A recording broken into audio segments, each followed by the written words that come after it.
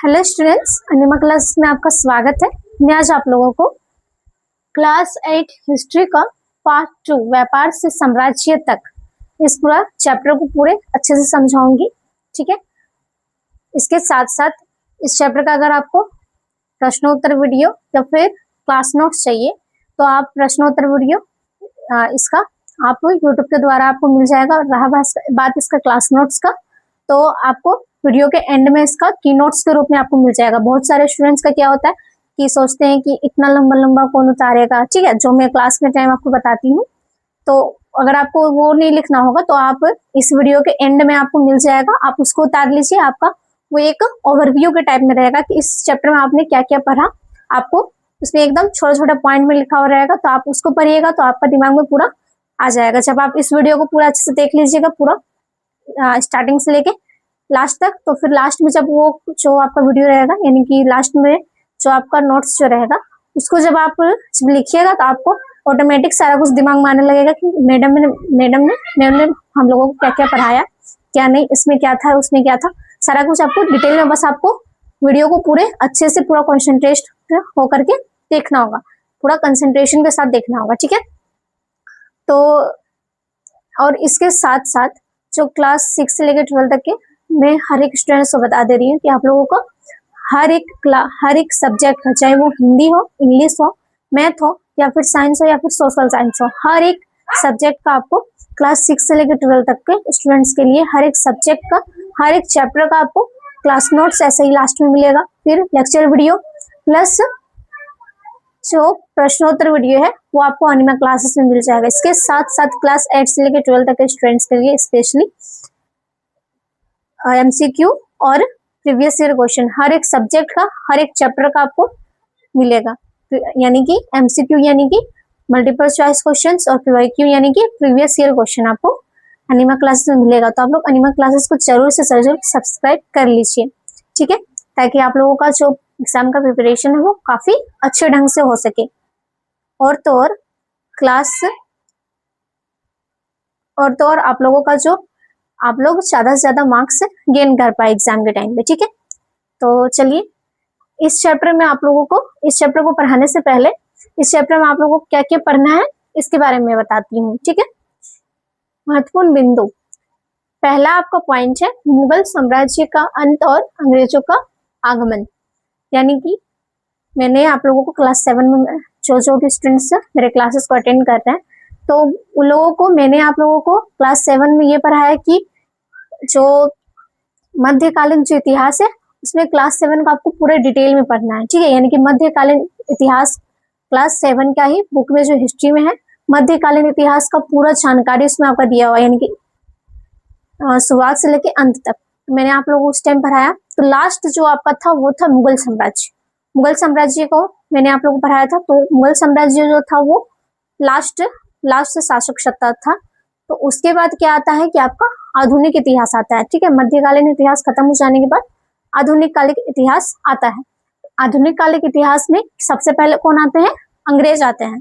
ठीक है, आधुनिक कालिक इतिहास में, यानी कि आधुनिक कालिक इतिहास जो है वो 1700 यानी कि 17वीं शताब्दी से जो चलता है, 16वीं शताब्दी से वो आपका आधुनिक इतिहास चलता है। ठीक है, तो सबसे पहले अंग्रेजों का आगमन होता है। बहुत सारे स्टूडेंट्स का क्या होता है कि वो लोगों को समझ में ही नहीं आता है कि कौन सा मध्यकालीन इतिहास है, कौन सा आधुनिक इतिहास है, कौन सा वैदिक संस्कृति का इतिहास है, यहाँ तक कि सभ्यता कब से कब आरंभ हुआ, कब खत्म हुआ। तो इसके लिए एक अलग से वीडियो है, आप लोग उसको जरूर देखिएगा। तब आप लोगों का ना एकदम हिस्ट्री पूरा एकदम लगने लगेगा, हाँ सारा कुछ समझ में आ रहा है। हर एक टॉपिक आपको समझ में आने लगेगा, कौन सा मध्यकालीन इतिहास का, कौन सा आधुनिक इतिहास का है। ईस्वी के साथ आपको समझ में आने लगेगा कि ये ईस्वी का है, यानी कि ये आधुनिक इतिहास का, ये मध्यकालीन इतिहास का है। तो आप लोग वो वीडियो को जरूर देखिए, क्योंकि आपका जो कंसेप्ट है वो काफी ज्यादा क्लियर हो जाएगा वो वीडियो देखने के बाद। तो आप लोग प्लीज वो वीडियो को जरूर देखिए, तब जाके आपको हिस्ट्री जो है वो पूरा दिमाग में एकदम पूरा बैठने लगेगा। क्योंकि कोई भी चीज आपको रट्टा नहीं मारना पड़ेगा, आपका दिमाग में ऑटोमेटिक जा करके डाउनलोड होने लगेगा कि हाँ ऐसा है, ये हुआ था उस टाइम पे, ये इस टाइम से ये चला था, वो चला था, मतलब सारा कुछ आपका दिमाग में बैठने लगेगा। तो आप लोग वीडियो को जरूर देखिएगा। ठीक है, तो इस चैप्टर में नेक्स्ट पॉइंट आप लोगों को पढ़ना है कि ईस्ट इंडिया कंपनी का आगमन। उसके बाद जब अंग्रेज आते हैं तो वो तो बोल करके आते हैं और फिर ईस्ट इंडिया कंपनी का आगमन होता है। ईस्ट इंडिया कंपनी का आगमन कैसे होता है, वो लोग बोलते हैं कि हम लोग व्यापार करने के लिए आए हैं, तो हम लोग को यहाँ पे एक कंपनी खोलना है, ठीक है। तो फिर वो ईस्ट इंडिया कंपनी को खोलते हैं 16वीं शताब्दी में, ठीक है। किसके और इसमें क्या था कि एलिजाबेथ जो है विक्टोरिया की महारानी, वो आदेश दे देती है, फिर ये कंपनी का आगमन होता है, ठीक है। फिर नेक्स्ट पॉइंट लोगों को जानना है कंपनी की गतिविधियां, यानी कंपनी जो है वो क्या क्या कार्य करने लगती है, ठीक है, अपना कंपनी को विस्तार करने के लिए। नेक्स्ट हम लोग जानेंगे बंगाल में ईस्ट इंडिया कंपनी। फिर बंगाल में ईस्ट इंडिया कंपनी जो है वो कैसे फैलती है, इसके बारे में जानेंगे, ठीक है। फिर नेक्स्ट हम लोग पढ़ेंगे प्लासी का युद्ध। फिर प्लासी का युद्ध के बारे में जानेंगे कि प्लासी का युद्ध जो है वो कैसे होता है, कब से कब तक होता है, कौन हारता है, इसके बारे में अच्छे से जानेंगे, ठीक है। मिर्का सिंह, मिर्जाफर, ये सब सारा चीज के बारे में सारे लोगों को इसमें पढ़ना है प्लासी का युद्ध में, ठीक है। उसके बाद नेक्स्ट हम लोग जानेंगे, इसमें आपको और एक चीज पढ़ना है, प्लासी का युद्ध और बक्सर का युद्ध, ठीक है। बक्सर का युद्ध जो कब हुआ था, 1764 में, ठीक है। इसमें आपको ये भी पढ़ना है। और नेक्स्ट पॉइंट हम लोग को पढ़ना है कंपनी के अफसरों का लक्ष्य।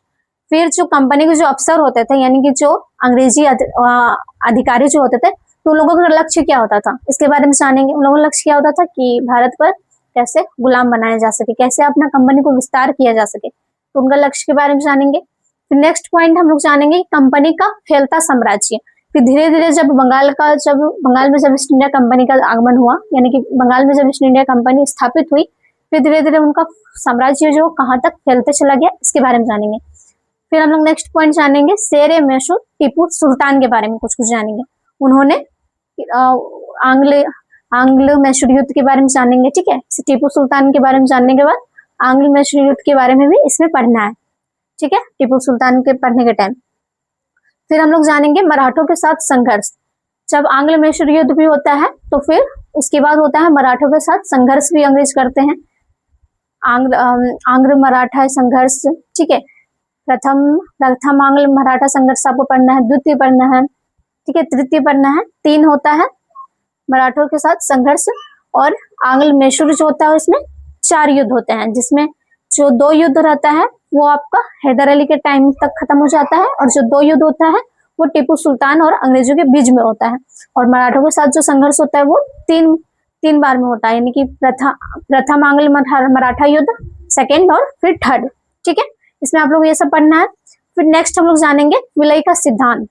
फिर हम लोग नेक्स्ट जानेंगे विलय का सिद्धांत, यानी कि विलय की नीति जो है वो अंग्रेज क्यों लाते हैं, इसके बारे में जानेंगे। विलय के सिद्धांत में क्या था, उसमें क्या था कि जो राज्य में जो पुरुष उत्तराधिकारी नहीं होते थे, यानी कि जिस राज्य में अगर किसी राज्य का राजा होता था, तो उस राज्य का राजा का अगर उत्तराधिकारी, यानी कि उसका जो वंशज जो होता था वो बेटी होता था, या फिर कोई वंशज ही नहीं होता था, तो वहां पे जो अंग्रेज होते थे वो अपना आधिपत्य स्थापित कर लेते थे, यानी कि उस राज्य को अपने में मिला लेते थे।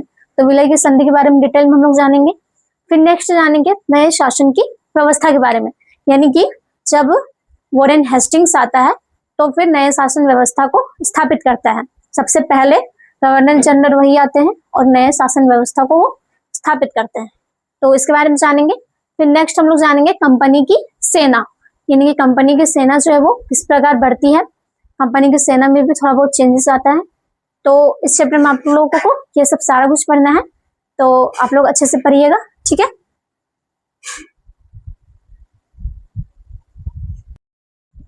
तो स्टूडेंट्स, पहला पॉइंट है हम लोग का मुगल साम्राज्य का पतन और अंग्रेजों का उदय। आप लोगों को इस चैप्टर में क्या पढ़ना है कि जैसे पिछले 7 क्लास में आप लोगों ने मध्यकाल इतिहास को पूरे अच्छी तरीके से पढ़ा, ठीक है। मध्यकाल इतिहास में जो है वो किस प्रकार से मुगल शासक, फिर तुगलक, खिलजी वंश, ये सब सारा कुछ आप लोगों ने उस टाइम पे मतलब क्लास 7 के कक्षा में आप लोगों ने पूरा मध्यकाल इतिहास के बारे में ना आप लोगों ने जाना। आप लोगों को क्लास 8 से कुछ क्लास 8 में आप लोगों को आधुनिक इतिहास के बारे में कुछ पढ़ना है। जैसे मध्यकाल के बाद जो है वो इतिहास में, मध्यकाल इतिहास के बाद फिर आधुनिक काल में जो मुगल वगैरह के बाद बाबर वगैरह जो राज किए, औरंगजेब का शासनकाल खत्म हुआ, फिर खिलजी वंश के बारे में आप लोगों ने पढ़ा। तो ये सब के बाद फिर आप लोगों का क्या आता है, फिर भारत में अंग्रेजों का एंट्री होता है। यानी कि अंग्रेज जो है वो व्यापार के मकसद से भारत में आकर के धीरे धीरे बसना फिर वो लोग स्टार्ट कर देते हैं। और ना कि सिर्फ बसते हैं बल्कि पूरे भारत पर अपना आधिपत्य स्थगित कर लेते हैं। यानी कि अपना जो शासन सत्ता है उसको चलाने लगते हैं। वैसे तो राजा ही चलाते हैं पूरा, मतलब जो राज्य का जो बागडोर होता था वो राजा के पास होता था, लेकिन उसका मेन जो अधिपत्य होता था वो अंग्रेज होते थे। यानी कि गवर्नर जनरल होता था, जिसके अनुरूप जो होते थे वो राजा कार्य करते थे। यहाँ तक कि राजा को ही उल्टा अंग्रेजों को कर के रूप में अदा करना पड़ता था। ठीक है, तो क्या होता था कि अंग्रेज आए पहले व्यापार करने के लिए। पहले जो अंग्रेज जो है वो व्यापार करने की दृष्टि से आते हैं कि राजा लोगों को बोलते हैं कि हम लोग बस यहाँ पे व्यापार करने के लिए आए।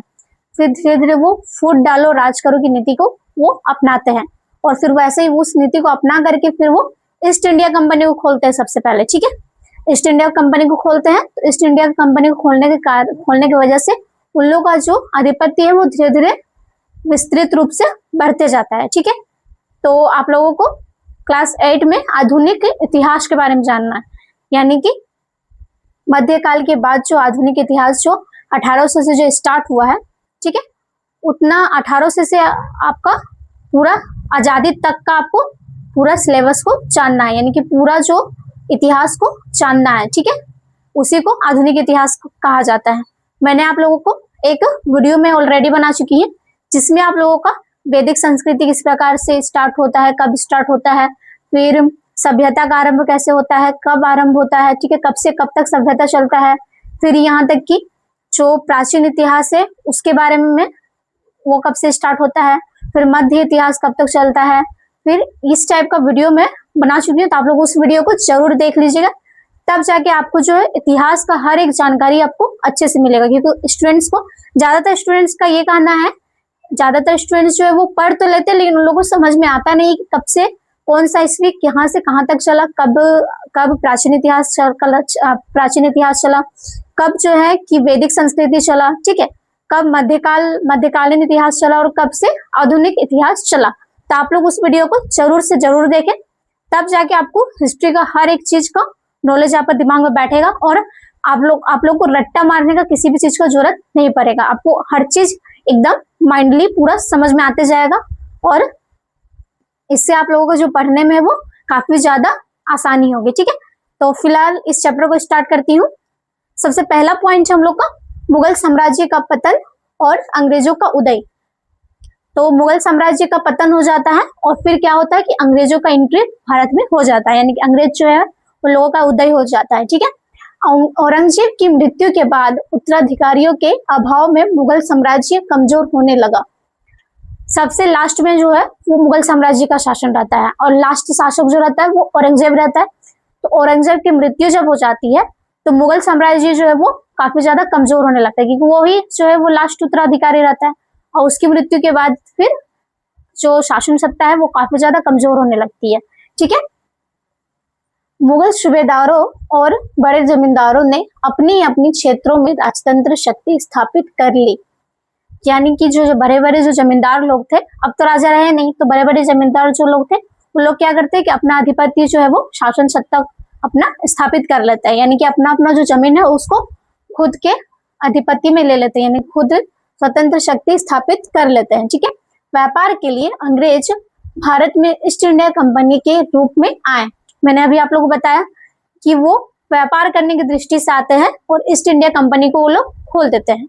ठीक है, क्योंकि वो बोलते हैं कि ये कंपनी में खोलना चाहता हूँ क्योंकि मुझे यहाँ से व्यापार करना है, यानी कि यहाँ का सामानों को ब्रिटिश तक पहुंचाना, ब्रिटिशों का सामानों को यहाँ तक पहुंचाना।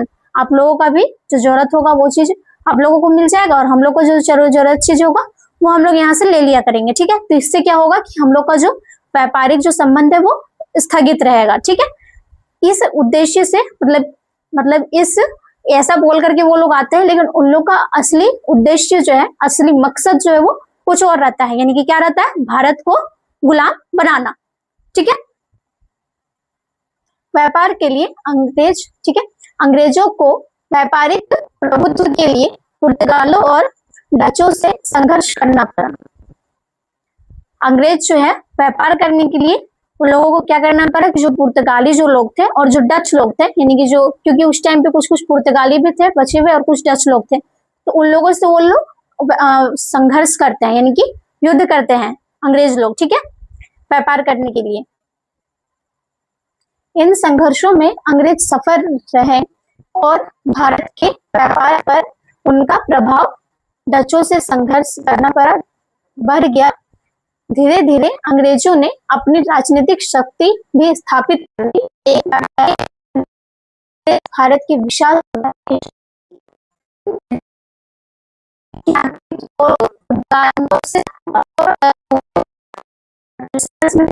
अंग्रेज लोग सफल हो जाते हैं,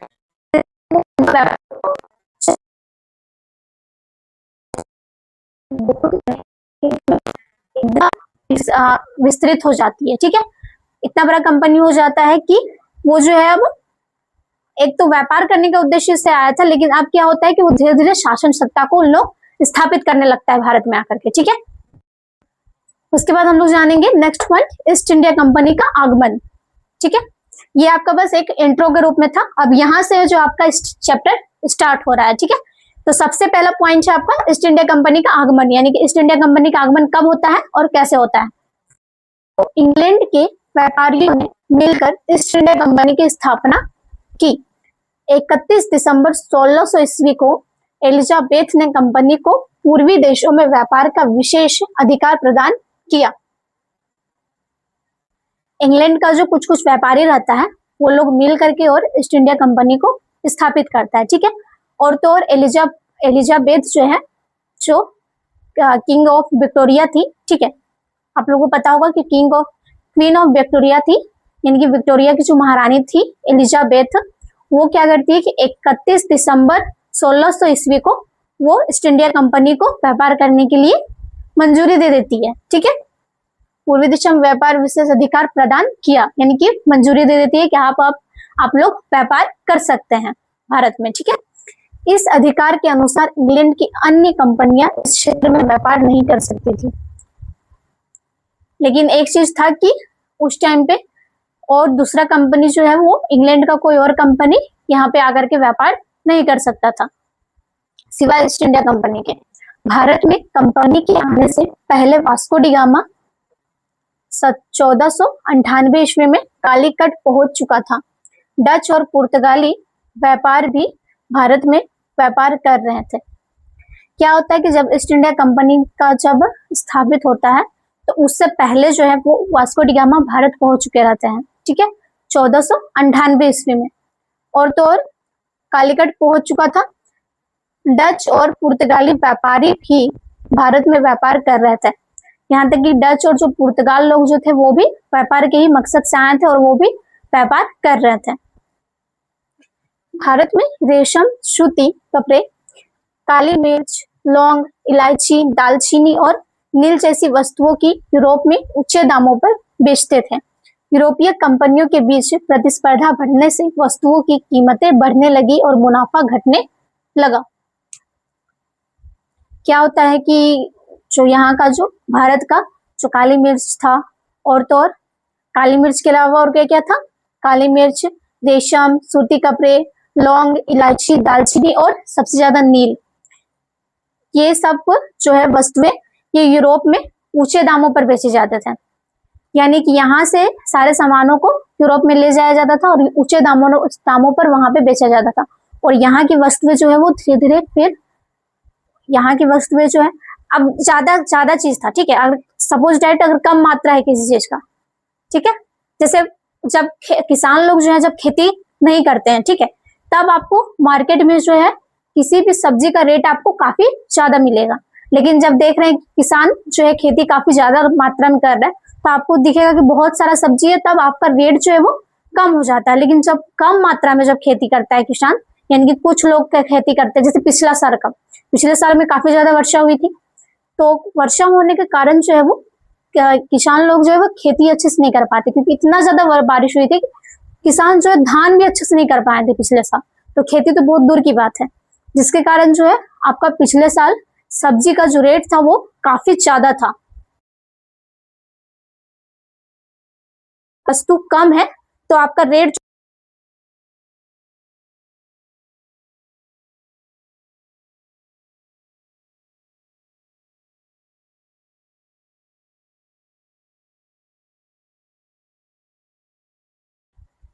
वस्तु, ठीक है। तो यानी कि अगर वस्तु कम रहेगा तो आपका रेट जो है वो ज्यादा रहेगा, लेकिन अगर वस्तु ज्यादा रहेगा यानी कि कोई भी सामान अगर ज्यादा मात्रा में रहेगा तो आपका रेट जो है वो कम मात्रा में होगा। तो इसी तरह यहाँ पे जो ब्रिटिश लोग थे वो क्या करते हैं कि यहाँ से जो भी काली मिर्च वगैरह, रेशम, फिर सूती कपड़े, दालचीनी, फिर नील वगैरह, ये सब सारा कुछ ले जाकर के वो यूरोप में बेचने लगे। तो क्या होने लगा, यहाँ की जो वस्तुएं थी ये सब सारा कुछ जो था वो धीरे धीरे घटने लगा। तो यहाँ के लोगों को जरूरत की चीजें फिर कमी होने लगी। तो कमी होने के कारण क्या होता है कि यहाँ का जो रेट है वो काफी ज्यादा बढ़ने लगता है, ठीक है। यानी कि जो गरीब लोग होते थे उन लोगों को खरीदने में काफी ज्यादा मुसीबतों का सामना करना पड़ता था, क्योंकि रेट काफी ज्यादा हो चुका था। अधिक व्यापारिक और लाभ के लिए यूरोपीय कंपनियां आपस में संघर्ष करने लगी। यानी कि अधिक व्यापारिक लाभ के लिए यूरोपीय कंपनियां क्या करती है कि आपस में ही उन लोग लड़ने लगती है, ठीक है, कि यहाँ से जो भी सामान है वो मैं लेके जाऊंगा, मैं लेके जाऊंगा, इस टाइप से करके वो लोग लड़ने लगता है। उन्होंने अपनी व्यापारिक बस्तियों की किलेबंदी की और स्थानीय शासकों के मामलों में हस्तक्षेप करना शुरू किया। वो लोग क्या करता है कि एक दूसरे से जब लड़ने लगता है तो एक दूसरे का जो है वो किलेबंदी कर देता है, यानी कि एक दूसरे के व्यापार में किलाबंदी लगा देता है कि तुम, मैं नहीं करूंगा तुम्हें भी नहीं करने दूंगा, मैं नहीं करूंगा तो तुम्हें भी नहीं करने दूंगा। इस ऐसा करके वो लोग जो है एक दूसरे का जो व्यापार में है वो विघ्न डालने लगते हैं। तो अब अंग्रेज क्या करते हैं कि धीरे धीरे राजा का जो शासन सत्ता है उसमें वो लोग घुसने लगते हैं, ठीक है, यानी कि हस्तक्षेप करना शुरू कर देते हैं। नेक्स्ट पॉइंट हम लोग पढ़ेंगे ईस्ट इंडिया कंपनी की गतिविधियां, यानी कि ईस्ट इंडिया कंपनी जो है भारत में आती है और क्या क्या करती है इसके बारे में जानेंगे, ठीक है। स्थापित होने के बाद व्यापारिक कोठियां स्थापित करने के लिए जेम्स ने 1608 ईस्वी में विलियम हॉकिंस को मुगल दरबार भेजा। यानी कि व्यापार कोठियां स्थापित करने के लिए, यानी कि जो व्यापार के लिए जो कंपनियां थी वो सबको स्थापित करने के लिए विलियम जेम्स जो है, यानी कि जेम्स ने 1608 ईस्वी में क्या करता है कि विलियम्स हॉकिंस को दरबार में भेजता है कि तुम जाओ और राजा से अनुमति लेकर के आओ कि मैं यहाँ पे कंपनी स्थापित करूंगा, ठीक है। हॉकिंस सूरत में अंग्रेजों की पहली व्यापारिक कोठी स्थापित करने में सफल रहा। फिर अंग्रेज वो जो हॉकिंस जो है वो सूरत में, ठीक है, सूरत हम लोग का भारत का ही जगह है, तो सूरत कहाँ पर है, तो सूरत आपका अयोध्या की साइड है, ठीक है। तो सूरत जो है वहां पर वो अपना कंपनी स्थापित करने में सफल हो जाता है, ठीक है। राजा जो है वो मान जाते हैं कि ठीक है आप लोग व्यापार कर सकते हैं। बाद में टॉमस रो को भी मुगल दरबार में भेजा गया। टॉमस रो का उद्देश्य समुद्री तटों पर अंग्रेजी व्यापारिक कोठियों की स्थापना करना था। फिर बाद में क्या होता है, सबसे पहले तो हॉकिंस को भेजता है कि मैं यहाँ पे कंपनी स्थापित करूंगा, ठीक है। फिर क्या करता है कि वो फिर से टॉमस रो को भेजता है, दोबारा किसी और व्यक्ति को भेजता है। और उसका उद्देश्य क्या था टॉमस रो का, कि उसका उद्देश्य था कि समुद्र तट में, यानी कि समुद्र के किनारे जो था वहां पे वो क्या चाहता था कि यहाँ पर मेरा कोठी स्थापित हो, ठीक है, व्यापारिक कोठी यानी कि व्यापारिक कंपनी स्थापित हो, यानी कि वो स्थापना करना चाहता था। तो क्योंकि उस टाइम पे राजा होते थे, राज्य का अधिपति, तो कुछ भी अगर किसी चीज को स्थापित करना है या फिर कोई भी चीज करना है तो राजा से अनुमति लेने के बाद ही होता था, क्योंकि पहले तो व्यापार के लिए रहा है, तो पहले तो उनको व्यापार करने की अनुमति तो पहले मिलनी चाहिए। तो अनुमति लेकर के आते हैं, फिर धीरे धीरे करके अपना शासन सत्ता को स्थापित कर लेता। हम लोग जानेंगे कैसे करते हैं, ठीक है। उसके लौटने तक सूरत में ईस्ट इंडिया कंपनी की स्थिति मजबूत हो चुकी थी। थॉमस रो जब तक लौटता है तब तक जो है ईस्ट इंडिया कंपनी जो है वो काफी विस्तृत रूप ले लेती है, यानी कि ईस्ट इंडिया कंपनी जो है वो काफी विशाल हो जाती है, ठीक है, यानी कि काफी मजबूत हो जाती है। आगरा, भरूच और अहमदाबाद में भी अंग्रेजी व्यापारिक कोठियां स्थापित हो गई थी। ऐसे ही धीरे धीरे करते करते सूरत में हुआ, फिर भरूच में हुआ, आगरा में हुआ, अहमदाबाद में, ये सब सारा कुछ में धीरे धीरे सारे जगहों पर ही अंग्रेजी व्यापारिक कोठियां धीरे धीरे स्थापित होना स्टार्ट हो जाती है, ठीक है। 17वीं शताब्दी के उत्तरार्ध में 17वीं शताब्दी के उत्तरार्ध में अंग्रेज भारतीय राजनीति में भी रुचि लेने लगी, यानी कि 17वीं शताब्दी जब स्टार्ट होता है तो 17वीं शताब्दी के बाद अंग्रेज जो है वो आते हैं 16वीं शताब्दी में, वो लोग इंटर करते हैं, ठीक है। तो इंटर करने के साथ साथ 17वीं शताब्दी तक 100 वर्ष तक तो वो काफी ज्यादा मतलब अपना जो व्यापारिक है संगठन उसको स्थापित करने में लगते हैं। फिर जब 17वीं शताब्दी जब स्टार्ट होता है आपका, यानी कि 1700 ईस्वी,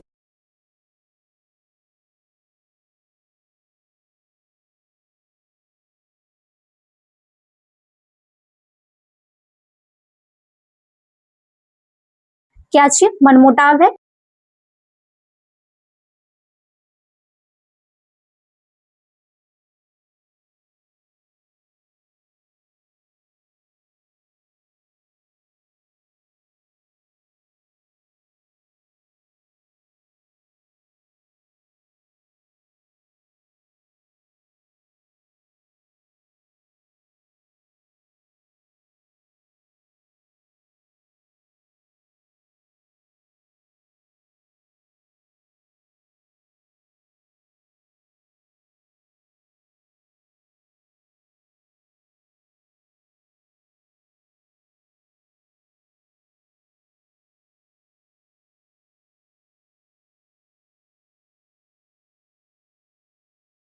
वो लोग घुसना स्टार्ट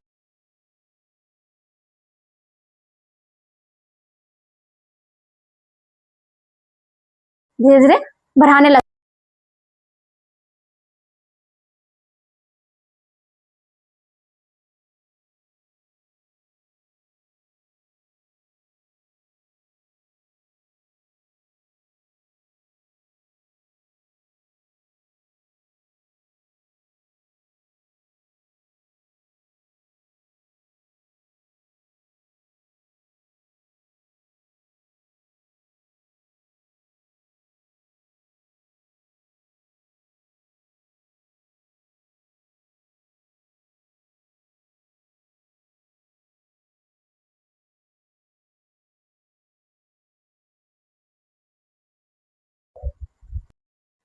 नेक्स्ट पॉइंट है हम लोग का स्टूडेंट्स, बंगाल में ईस्ट इंडिया कंपनी, यानी कि अब हम लोग देखेंगे कि बंगाल में ईस्ट इंडिया कंपनी का दबदबा जो रहता है वो किस प्रकार रहता है, ठीक है। शाहजहां ने पुर्तगालियों को बंगाल से बाहर कर दिया और अंग्रेजों को सीमित में व्यापार करने की अनुमति दी, यानी कि अंग्रेज जो है वो क्या मतलब शाहजहां जो है वो क्या करते हैं कि पुर्तगालियों को बंगाल से बाहर जाने की अनुमति देते हैं, बंगाल से बाहर निकाल देते हैं और अंग्रेजों को क्या चीज का अनुमति देते हैं, अंग्रेजों को बोलते हैं कि आप लोग जो है वो सीमित क्षेत्र में व्यापार कीजिए, यानी कि आपका जो व्यापारिक केंद्र है वो आपका सीमित हो, ठीक है, एक निर्धारित क्षेत्र में आपका व्यापार होना चाहिए, इसका अनुमति देता है। 1698 ईस्वी में ईस्ट इंडिया कंपनी ने सूतानटी, कालीकाता और गोविंदपुर गांवों की जमींदारी प्राप्त की। 1698 ईस्वी में क्या होता है कि जो ईस्ट इंडिया कंपनी है वो सूतानटी, कालीकाटा और तो और आपको गोविंदपुर में वहां पे काफी ज्यादा जमींदारी प्राप्त कर लेता है, ठीक है। इन बस्तियों के आसपास फोर्ट विलियम का निर्माण किया गया और ये जो बस्ती जहाँ पे जमींदारी जहाँ पे होता है तो इन लोगों का जहाँ पे बस्ती जहाँ पे बसा हुआ रहता है तो बस्ती के आसपास में ही क्या होता है कि फोर्ट विलियम को स्थापित करता है, निर्माण करता है, ठीक है।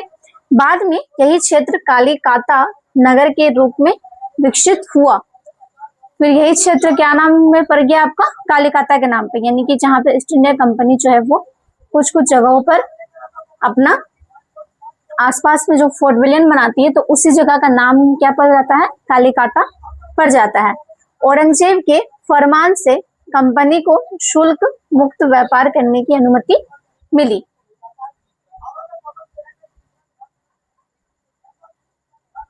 औरंगजेब से जो कंपनी को है, यानी कि ईस्ट इंडिया कंपनी को क्या होता है कि शुल्क मुक्त करने की अनुमति मिल जाती है, यानी कि उसका जो कर है वो नहीं लगेगा।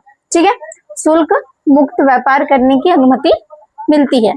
ठीक है, यानी कि वो जो व्यापार करता है या व्यापार करेगा तो उसे टैक्स नहीं देना पड़ेगा, यानी कि शुल्क मुक्त की अनुमति मिल जाती है।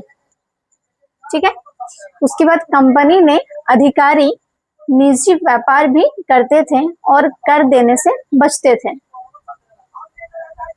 कंपनी जो है वो खुद के निजी व्यापार भी करता था, यानी खुद का भी, जैसे एक तो विदेशों तक माल पहुंचाता ही था, ऊपर से वहां पे वो खुद का भी अपना व्यापार, निजी व्यापार चलाता था।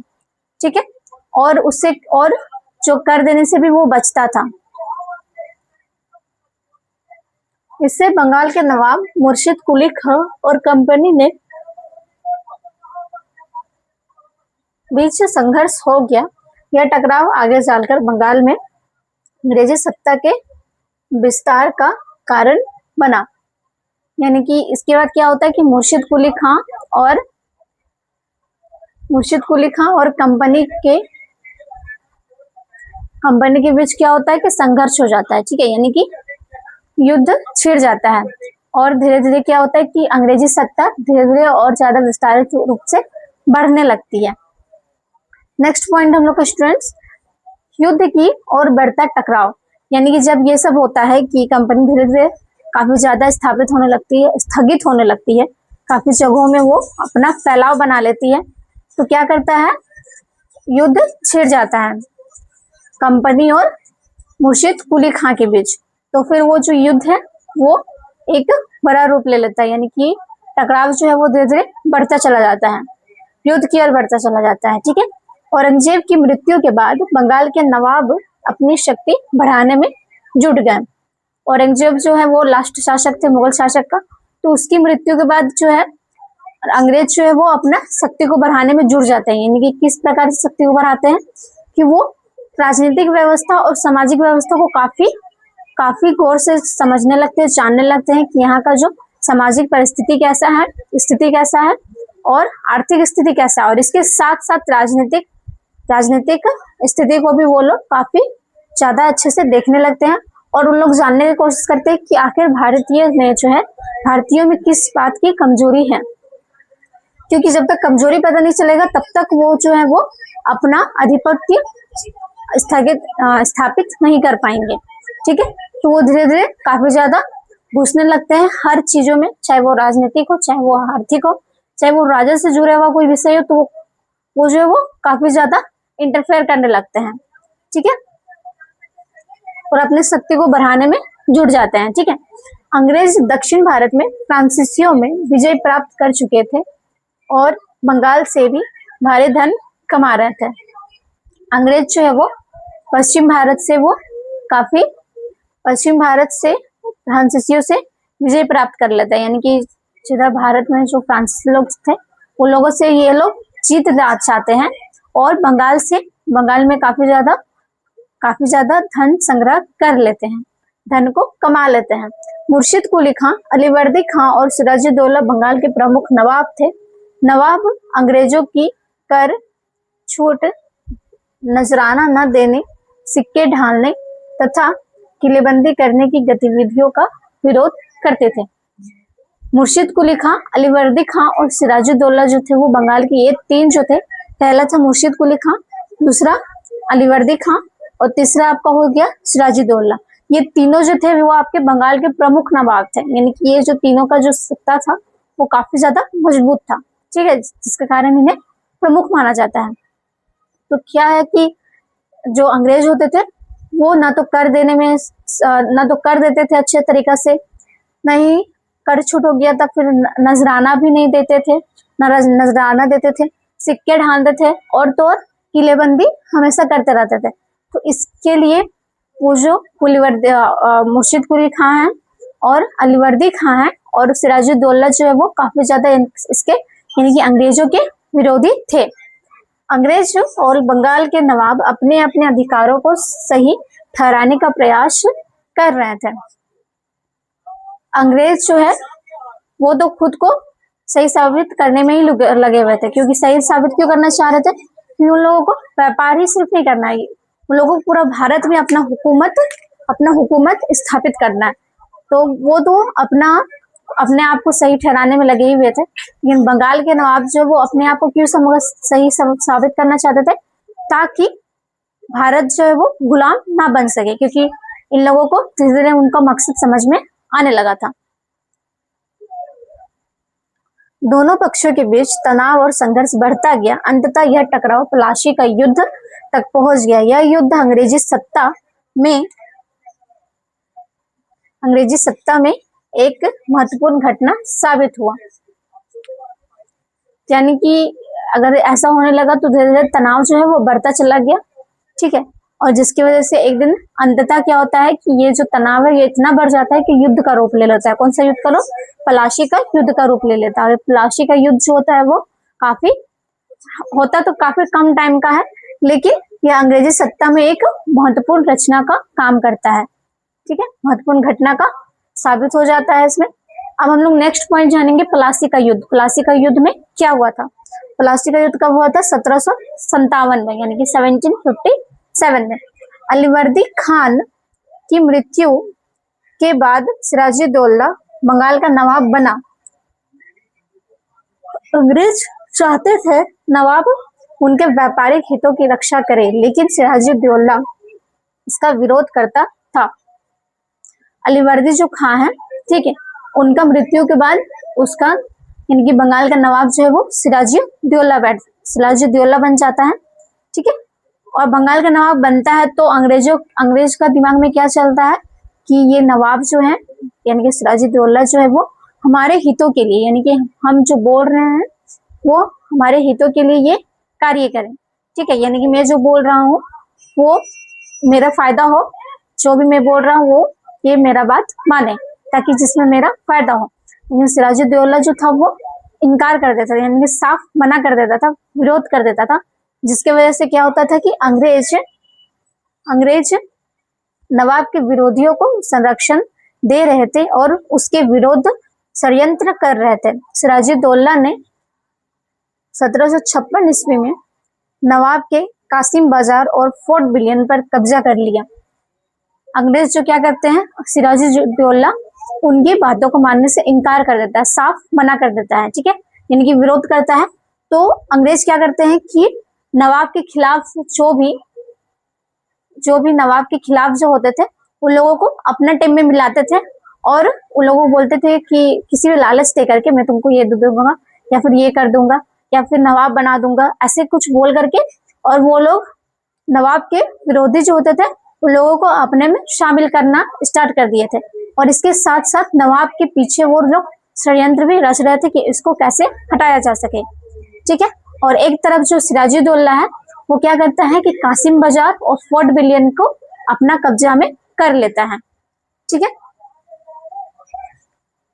सिराजुद्दौला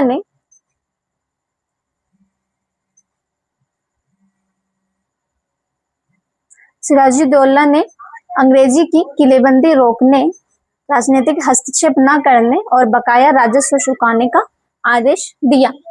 सिराजुद्दौला क्या करते हैं उसके बाद कि अंग्रेजों को क्या बोलते हैं कि आप लोग जो है हर राजनीतिक कार्य में या फिर सामाजिक कार्य में आप लोग हस्तक्षेप नहीं करेंगे, यानी कि आप लोग इंटरफेयर नहीं करेंगे और अपना राजस्व जो है उसको भी चुकाएंगे, यानी कि आपका जो कर है, व्यापारिक कर है, उसको आप लोग चुकाइएगा। और प्लस क्या बोलते हैं कि आप लोगों को किलेबंदी रोकना होगा, ठीक है। किलेबंदी रोकने की भी वो लोग आदेश देते हैं। किलेबंदी क्यों करते थे अंग्रेज? क्योंकि एक दूसरे को वहां पे व्यापार करने के लिए बहुत कोई थे, तो किलेबंदी करने से क्या होता था कि अगर एक का किलेबंदी कर देता था तो दूसरे का फिर व्यापार करने में आसानी होती थी। तो इसलिए सिराजुद्दौला क्या बोलते थे कि आप लोग किलेबंदी को रोकिएगा। कि 3 जो था, सबसे पहला था किलेबंदी को रोकना, दूसरा था कि भू यानी कि राजस्व को जमा करना, यानी कि आपका जो कर है आप लोग उसको जमा कीजिए, और तीसरा था कि आप लोग कोई भी राजनीतिक मामले में हस्तक्षेप नहीं करेंगे, यानी कि इंटरफेयर नहीं करेंगे। इसकी अनुमति जो है सिराजुद्दौला अंग्रेजों को देता है। मद्रास में रॉबर्ट क्लाइव सेना लेकर आया और मद्रास से रॉबर्ट क्लाइव ने सेना लेकर आया और नवाब के अधिकारियों को रिश्वत देकर अपने पक्ष में कर लिया। जब यानी कि सिराजुद्दौला जो है जब कासिम बाजार और फोर्ट विलियम को जब अपने कब्जा में कर लेता है, तो इसका बात जो है, यानी कि यह सूचना जो है वो अंग्रेजों तक काफी विस्तारित रूप से यहाँ तक कि गवर्नर जनरल तक भी पहुंच जाती है। तो मद्रास से जो है वो रॉबर्ट क्लाइव आते हैं अपने सेना को लेकर के, और क्या करते हैं कि वो जो सिराजुद्दौला के जो विरोधी लोग थे वो लोगों को रिश्वत दे करके, या फिर जो उसको मानते भी थे, यानी कि जो सिराजुद्दौला को जो अपना नवाब मानते थे दिल से, उन लोगों को भी लालच दे करके, कुछ लोगों को रिश्वत दे करके क्या करता है कि अपने में मिला लेता है। 23 जून 1757 को प्लासी का युद्ध लड़ा गया। सेनापति मिर्जाफर के विश्वासघात के कारण सिराजुद्दौला पराजित हुआ। अंततः क्या होता है कि 23 जून 1757 में क्या होता है कि प्लासी का युद्ध आरंभ हो जाता है, यानी कि प्लासी का युद्ध स्टार्ट हो जाता है। वैसे तो प्लासी का युद्ध काफी टाइम तक नहीं चलता है, कुछ घंटों में ही समाप्त हो जाता है, लेकिन सिराजुद्दौला जो थे वो इसलिए हार जाते हैं, पराजित इसलिए हो जाते हैं क्योंकि उनका जो सेनापति था, यानी कि जो सेना का जो रखरखाव करता था, सेना को जो बोलता था कि ऐसे करना है या फिर वैसे करना है, यानी कि सेना को जो डायरेक्शन देता था मिर्जाफर, यानी कि सेनापति मिर्जाफर, जो वो क्या करता है कि विश्वासघात कर देता है सिराजुद्दौला के साथ, यानी कि वो अंग्रेजों का पक्ष में आ जाता है, क्योंकि अंग्रेज उसे रिश्वत देते हैं, तो रिश्वत देने के कारण जो है मिर्जाफर उन लोगों के पक्ष में आ जाता है, और इसके कारण ही जो है वो सिराजुद्दौला की हार हो जाती है। ठीक है, युद्ध के बाद सिराजुद्दौला की हत्या कर दी गई और मिर्जाफर को बंगाल का नवाब बनाया गया। प्लासी की विजय ने भारत में अंग्रेजी सत्ता की नींव मजबूत कर दी। युद्ध के बाद क्या होता है कि सिराजुद्दौला जो है वो हार जाता है, तो युद्ध के बाद सिराजुद्दौला को मार दिया जाता है। अंग्रेज जो है वो सिराजुद्दौला की हत्या कर देते हैं और मिर्जाफर को बंगाल का नवाब बना देते हैं। क्यों बनाते हैं बंगाल को नवाब मिर्जाफर को? क्योंकि ताकि उससे उन लोगों का फायदा हो सके, क्योंकि वो ऐसा शासक चाहते थे कि जो हमारे लिए कठपुतली जैसा हो, यानी कि हम लोगों के लिए हितों की रक्षा करते हुए वो लोग कार्य करें। ठीक है, तो इसलिए मिर्जाफर को बंगाल का नवाब बना देते हैं। और फिर जो प्लासी का युद्ध जो होता है, यह युद्ध जो है इसमें विजय पाने के कारण अंग्रेज जो है वो काफी ज्यादा, उनका जो नींव है वो काफी ज्यादा मजबूत हो जाता है। ठीक है, तो आप लोग इसको अच्छे तरीके से नोट डाउन कर लीजिए।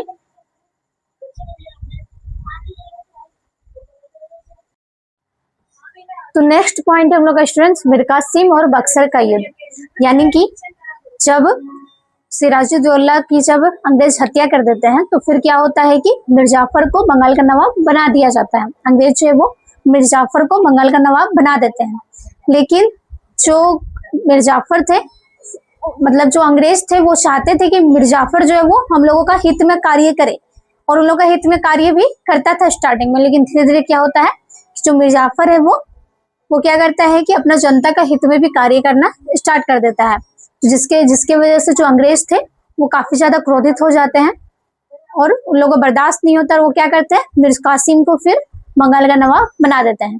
ठीक है, तो इस पॉइंट में हम लोग यही जानेंगे कि मीर कासिम बंगाल का नवाब बनता है और फिर कैसे बक्सर का युद्ध होता है। ठीक है, तो बक्सर का युद्ध कब हुआ था? 1764 ईस्वी में। ठीक है, अंग्रेजों ने बाद में मिर्जाफर को हटाकर मीर कासिम को बंगाल का नवाब बनाया। मीर कासिम ने अंग्रेजों की मनमानी स्वीकार नहीं की, इसलिए अंग्रेज उसके विरोधी बन गए। 1763 ईस्वी में अंग्रेज और मीर कासिम के बीच संघर्ष शुरू हुआ। 22 अक्टूबर 1764 ईस्वी को बक्सर का युद्ध लड़ा गया।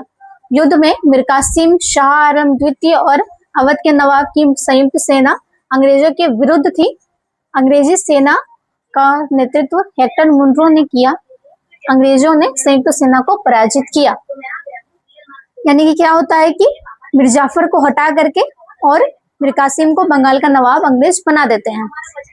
जब मीर कासिम बंगाल का नवाब बनता है तो अंग्रेज चाहते थे कि जो भी नवाब है वो हम लोग का हित में कार्य करे, लेकिन जो मीर कासिम है वो क्या करता है कि साफ मना कर देता है कि आप लोगों को मनमानी हम नहीं सुनने वाले हैं। यानी कि उन लोगों का मनमानी जो है उन लोगों को मानने से ये साफ मना कर देता है, जिसकी वजह से क्या होता है कि 1763 ईस्वी में अंग्रेज जो है वो अंग्रेज और मीर कासिम में काफी संघर्ष होता है और यही संघर्ष धीरे धीरे एक दूसरों में टकराव जो है वो बढ़ते बढ़ते क्या होता है कि 22 अक्टूबर 1764 ईस्वी में बक्सर का युद्ध हो जाता है। ठीक है, यानी कि बक्सर का युद्ध फिर लड़ा जाता है और उसमें क्या होता है कि बक्सर का युद्ध में एक तरफ आपका अंग्रेज रहते हैं और दूसरी तरफ जो है वो मीर कासिम, शाह आलम द्वितीय और अवध के नवाब ये तीनों की गुटली रहती है जो अंग्रेजों के विरुद्ध युद्ध करती है। और जो अंग्रेज थे उन लोगों का नेतृत्व में हेक्टर मुनरो था जो कि काफी लड़ाकू था।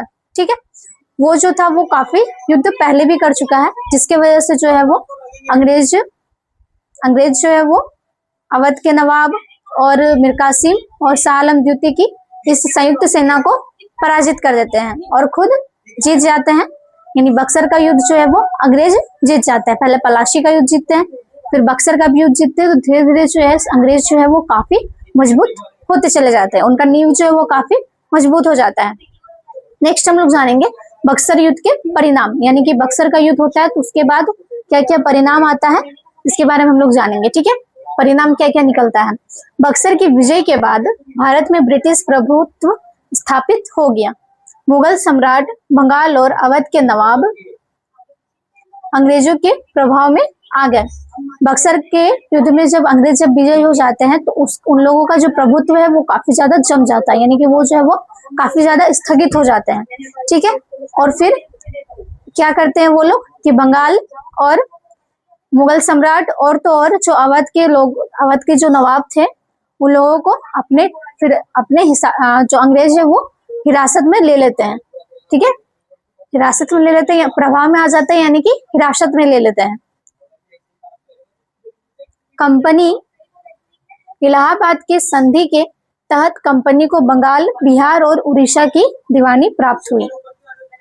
जब इलाहाबाद की संधि जब अंग्रेज करते हैं तो कंपनी को क्या क्या प्राप्त होता है? कंपनी को बंगाल, बिहार और उड़ीसा की दीवानी प्राप्त होती है, यानी कि उन लोगों का कंपनी जो है वो बंगाल, बिहार और उड़ीसा तक भी फैल जाता है। ठीक है, कंपनी का बंगाल के विशाल राजस्व पर नियंत्रण स्थापित हो गया। ईस्ट इंडिया कंपनी एक व्यापारिक संस्था से राजनीतिक संस्था में बदली। कंपनी जो है वो बंगाल तक पूरा स्थापित हो जाता है और क्या होता है कि जो ईस्ट इंडिया कंपनी जो है वो व्यापारिक संस्था पहले थी, यानी कि वो व्यापार करने के लिए आई थी भारत में, तो व्यापारिक संस्था से क्या होता है कि राजनीतिक संस्था में वो बदल जाती है। यानी कि मैंने आप लोगों को बताया था कि जो ईस्ट इंडिया कंपनी के जो लोग थे, यानी कि जो अंग्रेज थे, वो क्या करने लगे कि पहले तो व्यापार करने के लिए आए थे, लेकिन फिर धीरे धीरे क्या करने लगे कि व्यापार करते करते वो लोग राजनीतिक में घुसने लगे थे, यानी कि राजनीतिक सत्ता के बारे में काफी ज्यादा जानकारी करने लगे थे। तो ये दोनों युद्ध के बाद क्या होता है कि कंपनी जो है वो व्यापारिक कंपनी से राजनीतिक कंपनी में बदल जाती है। यानी कि अब वहां पे क्या होता है कि राजनीतिक सत्ता भी धीरे धीरे स्टार्ट हो जाती है। ठीक है, कि रणनीति जो है वो अंग्रेज बनाना स्टार्ट कर देते हैं, क्योंकि वो जो है वो पूरे तरीका से भारत का आकलन कर लेते हैं कि कहाँ पे क्या फॉल्ट है, कहाँ पे क्या नहीं। इसलिए फिर क्या होता है कि कंपनी जो है वो व्यापारिक संस्था से राजनीतिक संस्था में बदल जाती है। नेक्स्ट पॉइंट हम लोग का कंपनी के अफसरों का लक्ष्य, यानी कि जो वहां पे जो अफसर काम करते थे। ठीक है, कंपनी में जो कंपनी जो था ईस्ट इंडिया कंपनी, उसमें जो अफसर काम करते थे तो उन लोगों का मुख्य लक्ष्य क्या था इसके बारे में हम लोग जानेंगे। ईस्ट इंडिया कंपनी के अफसर और कर्मचारी भारत में अधिक धन कमाकर नवाबों जैसा जीवन जीना चाहते थे। ईस्ट इंडिया कंपनी ना कि सिर्फ व्यापार करने के लिए आए थे, व्यापार तो वो उन लोगों का बस एक तरह से आने के लिए बस एक जरिया था, लेकिन वो क्या चाहते थे कि यहाँ से ज्यादा वो धन कमा। उस टाइम पे तो बाकी सारा देश तो काफी ज्यादा विकसित नहीं था, उस टाइम पे भारत ही जो था वो काफी ज्यादा विकसित था, जिसके वजह से जो बाहर के जो ब्रिटिश लोग थे वो भारत आए थे क्या करने के लिए, व्यापार करने का बस एक बहाना बना करके कि हम लोग यहाँ पे बस व्यापार करने के लिए आए। लेकिन वो क्या चाहते थे मन ही मन कि यहाँ से ज्यादा धन हम लोग इकट्ठा करें और नवाबों की तरह अपना जिंदगी को जी सकें। ठीक है, धन कमाने के लिए कई अधिकारी भ्रष्टाचार और निजी लाभ के कार्यों में शामिल हो गए। तो वो लोग जो है ज्यादा से ज्यादा पैसा कमाने के लिए क्या करते हैं कि भ्रष्टाचारी करने लगता है। ठीक है, और निजी काम भी अपना स्टार्ट करता है। कंपनी तो एक था ही उन लोगों के पास सोर्स, लेकिन उसके अलावा भी वो खुद का निजी व्यापार भी करने लगे, निजी व्यवसाय भी करने लगे और भ्रष्टाचारी भी करने लगे, यानी कि लोगों को धोखा भी देने लगे ताकि ज्यादा से ज्यादा वो लोग धन संग्रह कर सके। वे भारतीय नवाबों पर दबाव डालते थे कि उन्हें जमीन, उपहार और धन दिया जाए। भारतीय नवाब धीरे धीरे उन लोग का जो कंपनी था वो धीरे धीरे स्थगित होते चला गया, और इतना स्थगित हो गया कि अब क्या होता था कि अब पहले तो जब व्यापार करने के लिए आए थे तब अंग्रेज जो है वो कर देते थे उन लोग को। ठीक है, यानी कि नवाब को कर देते थे, क्योंकि आप मेरे राज्य में आए हैं तो आपको कर देना होगा, तभी मैं आपको व्यापार करने के लिए दूंगा।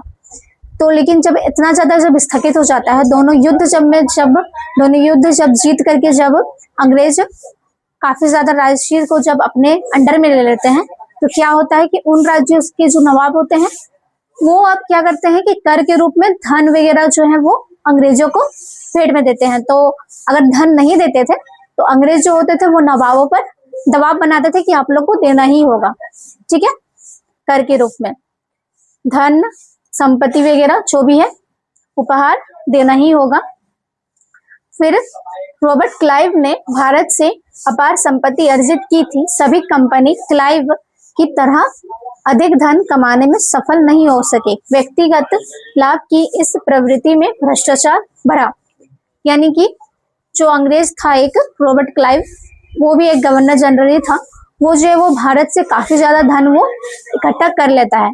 कैसे इकट्ठा कर लेता है? क्योंकि वो काफी ज्यादा भ्रष्टाचार किस्म का आदमी था, काफी कुरीति का था, इसकी वजह से जो है वो काफी ज्यादा धन इकट्ठा कर लेता है। रॉबर्ट क्लाइव की तरह बाकी जो अंग्रेज आए थे, यानी कि बाकी जो अंग्रेजी जो व्यापारिक जो लोग थे, वो लोग रॉबर्ट क्लाइव की तरह धन इकट्ठा नहीं कर पाते हैं। ठीक है, लेकिन धन इकट्ठा जब करना स्टार्ट कर देते हैं तो उन लोगों का भ्रष्टाचार धीरे धीरे और भी बढ़ता जाता है। यानी कि भारतीयों के खिलाफ और भी ज्यादा वो चाहते हैं कि और भी ज्यादा कैसे इन लोग को प्रताड़ित किया जा सके, कैसे यहाँ का धन और भी ज्यादा इकट्ठा किया जा सके। इसके लिए वो लोग जो है और भी ज्यादा भ्रष्टाचार की नीति को अपनाने लगते हैं। जैसे एक नीति उन लोगों का था फूट डालो राज करो की नीति, यानी कि वो यहाँ का सबसे मेन कमजोरी पहचान लिए थे कि लोगों को एक दूसरे में भरोसा नहीं है। अगर आप किसी के खिलाफ अगर उकसाना चाहते हैं तो आप काफी आसानी से भारतीयों को एक दूसरे में मतलब उकसा करके कि आपके खिलाफ वो ऐसा कर रहा है या फिर कुछ भी, और भारतीय मान भी लेते थे कि हाँ सच में ऐसा करता होगा, और अंग्रेजों का बात सुन लेते थे और एक दूसरे के खिलाफ युद्ध छेड़ देते थे। यानी कि भारत के जो लोग थे एक दूसरे को भारत के लोगों को ही एक दूसरे में लड़ाने का वो लोग अंग्रेजों का मंसूबा था। उससे जो फूट डालो राज करो नीति में क्या होता था कि उससे इन लोगों को काफी ज्यादा मुनाफा मिला। ठीक है, तो उस नीति को ये काफी ज्यादा टाइम तक वो चलाते थे। नेक्स्ट पॉइंट है हम लोग का कंपनी का साम्राज्य विस्तार।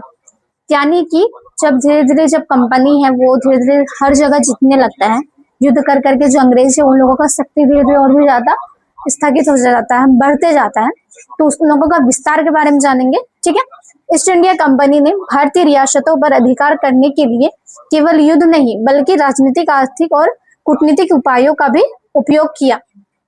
ईस्ट इंडिया कंपनी जो है वो भारतीय राज्यों को अपने अंडर में लेने के लिए ना कि सिर्फ युद्ध करते हैं बल्कि सामाजिक, आर्थिक और कूटनीतिक, राजनीतिक जो भी है वो सब भी वो लोग कार्य करते हैं। यानी कि सारा कुछ भ्रष्टाचार से भी वो लोग कंपनी को विस्तार करने में लग जाते हैं। कंपनी ने भारतीय राज्यों में अपने प्रतिनिधि नियुक्त किए। सहायता संधि के तहत भारतीय शासकों को अपनी स्वतंत्र सेना रखने के से रोका गया। यानी कि धीरे धीरे क्या करते हैं कि जो अंग्रेज है वो भारतीय राज्यों में अपने प्रतिनिधित्व नियुक्त करते हैं। यानी कि उस टाइम पे राजा ना प्रतिनिधि नियुक्त करता था कि कौन कौन प्रतिनिधि बनेगा, लेकिन अब क्या होता था कि अंग्रेज नियुक्त करने लगे कि कौन कौन प्रतिनिधित्व में आएगा। ठीक है, और इसके साथ साथ जो है वो अंग्रेज जो है वो सहायता संधि के तहत भारतीय शासकों को अपनी स्वतंत्र सेना रखने से रोका गया। यानी कि अपने आजादी के लिए जो स्वतंत्र सेना है उसके लिए भी उसको रोका गया कि अगर युद्ध भी करना है तो हम लोगों से पूछना होगा कि आप कहाँ पे युद्ध कर रहे हैं, क्या कर रहे हैं, क्या नहीं कर रहे। इतना तक का उन लोग का विस्तार फैल चुका था भारत में। ठीक है, कंपनी अपनी सेना राज्यों में रखती थी, लेकिन उसके रख रखाव का खर्च भारतीय शासकों को उठाना पड़ता था। कंपनी का जो सेना था, ठीक है, यानी कि अगर वो युद्ध वगैरह भी करता था तो उन लोगों का जो खर्च होता था सेना का, कपड़ा, जूता, फिर जो बेल्ट वगैरह है, उन लोगों का खाने पीने का, पहनने ओढ़ने का, ठीक है, वो सारा कुछ का खर्च जो होता था वो बंगाल का नवाब यानी कि भारत का नवाब जो होता था वो उन लोगों का हर एक सेना का खर्च बंगाल का नवाब उठाते थे। ठीक है, यदि कोई शासक यह खर्च नहीं दे पाता तो कंपनी उसके क्षेत्र पर कब्जा कर लेती थी। अगर कोई शासक मना ही कर देता था कि नहीं मैं आपका सेना का खर्च नहीं उठाऊंगा, तो जो कंपनी है वो क्या करता था कि उन लोगों का राज्य को अपने कब्जा में कर लेता था। तो मजबूरन जो है वो सेना का खर्च जो है वो नवाबों को चुकाना ही पड़ता था, देना ही पड़ता था। इस नीति के कारण कई राज्यों की स्वतंत्रता समाप्त हो गई। अवध और हैदराबाद के कुछ क्षेत्र भी कंपनी के नियंत्रण में चले गए। इस प्रकार कंपनी ने धीरे धीरे भारत में अपना साम्राज्य विस्तार किया। ये जो नीति थी, सहायता संधि जो थी, ये जो नीति थी, इसके वजह से जो है वो काफी ज्यादा राज्य अंग्रेजों के हाथ में चले गए थे। जैसे हैदराबाद वगैरह वो लोग मनाही कर दिए थे या फिर नहीं चुका पा रहे थे, सेना का जो रख रखाव का जो जिम्मेदारी था वो नहीं अदा कर पा रहे थे, जिसके वजह से जो था अंग्रेजों के हाथ में वो सारा राज्य चला गया था। तो फिर धीरे धीरे ऐसे ही कंपनी का विस्तार धीरे धीरे बढ़ते चला गया और एक दिन ऐसा हुआ कि पूरे भारत पर जो है वो ईस्ट इंडिया कंपनी एक काफी विशाल कंपनी के रूप में स्थगित हुई। तो आगे मैं बताऊंगी कैसे कैसे जो है वो कंपनी और भी आगे चलता चला जाता है, कितना सारा युद्ध होता है, तो आपको आगे में बहुत कुछ पढ़ना है। तो आप लोग फिलहाल इसको नोट डाउन कर लीजिए।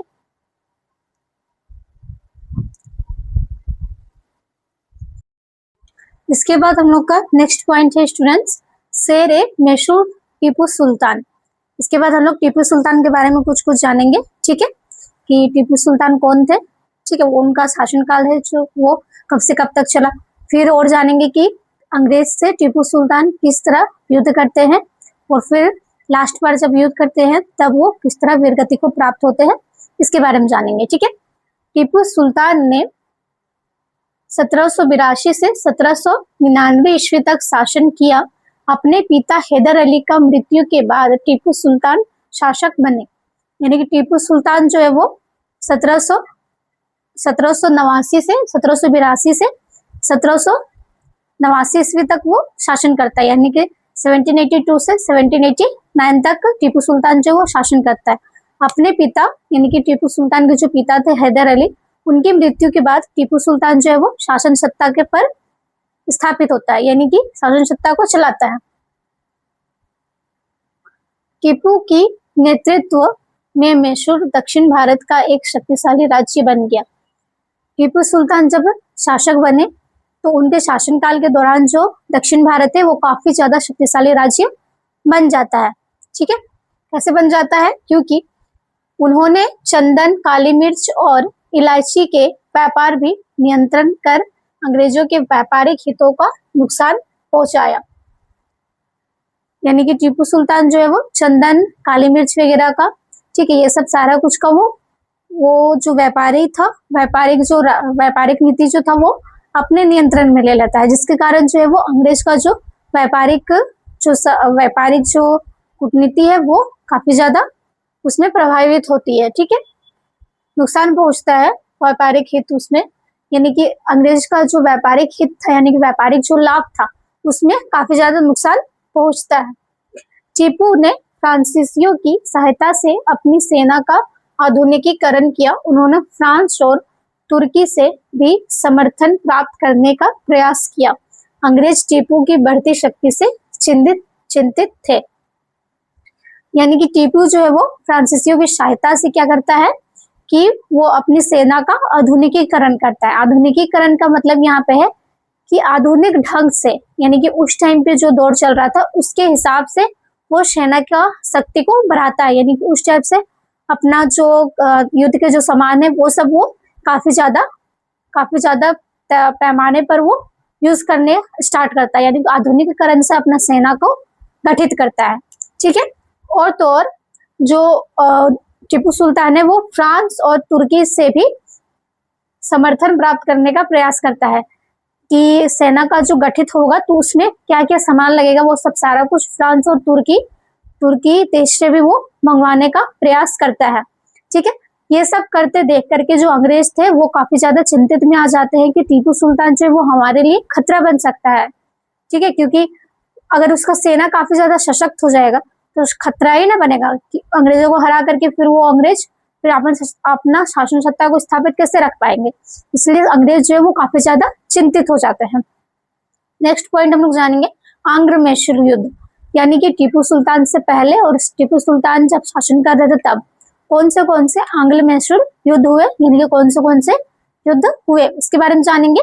प्रथम आंग्ल मैसूर युद्ध 1767 से 1769 तक चला और दूसरा द्वितीय आंग्ल मैसूर युद्ध 1780 से 1784 हैदर अली के समय हुआ। यानी कि पहला जो मैसूर युद्ध है वो 1767 से 1769 ईस्वी तक चलता है। पहला जो मैसूर युद्ध है वो 1767 से 1769 ईस्वी तक चलता है। दूसरा जो मैसूर युद्ध है वो 1780 से लेकर 1784 तक चलता है, जो हैदर अली के टाइम पे मैसूर युद्ध बोला चलता है। यानी कि हैदर अली और अंग्रेजों के बीच उस टाइम पे युद्ध होता है जो 1780 से 1784 तक वो युद्ध चलता है। उसके बाद हम लोग जानेंगे कि तृतीय आंग्ल मैसूर युद्ध 1790 से 1792 लॉर्ड कॉर्नवालिस और टीपू सुल्तान के बीच हुआ। इस युद्ध के बाद टीपू को श्रीलंका पट्टनम की संधि करनी पड़ी। यानी कि पहला और दूसरा तो मैंने आप लोग बताया। तीसरा जो मैसूर युद्ध है यानी कि आंग्ल मैसूर युद्ध जो है वो 1790 से 1792 ईस्वी में होता है और वो किसके बीच होता है, लॉर्ड कॉर्नवालिस, यानी जो लॉर्ड कॉर्नवालिस जो थे अंग्रेजी सत्ता के लोग, और टीपू सुल्तान के बीच होता है। इसमें क्या होता है कि टीपू सुल्तान की हार हो जाती है और हार का मुकाबला करने के पक्ष में उसे क्या करना पड़ता है, श्रीलंका पट्टनम से संधि करनी पड़ती है। ठीक है। जिससे मैसूर कमजोर हो गया। 1799 ईस्वी में लॉर्ड वेलेस्ली ने टीपू पर आक्रमण किया।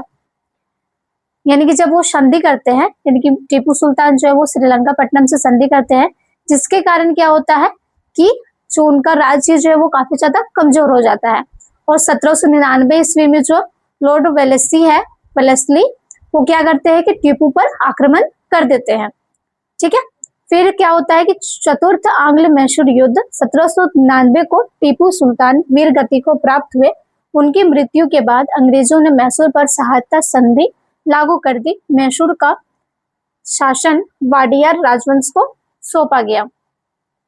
यानी कि जब वेलेस्ली ने जब टीपू पर आक्रमण कर देते हैं, यानी कि 1799 में ही चतुर्थ आंग्ल मैसूर युद्ध होता है। ठीक है।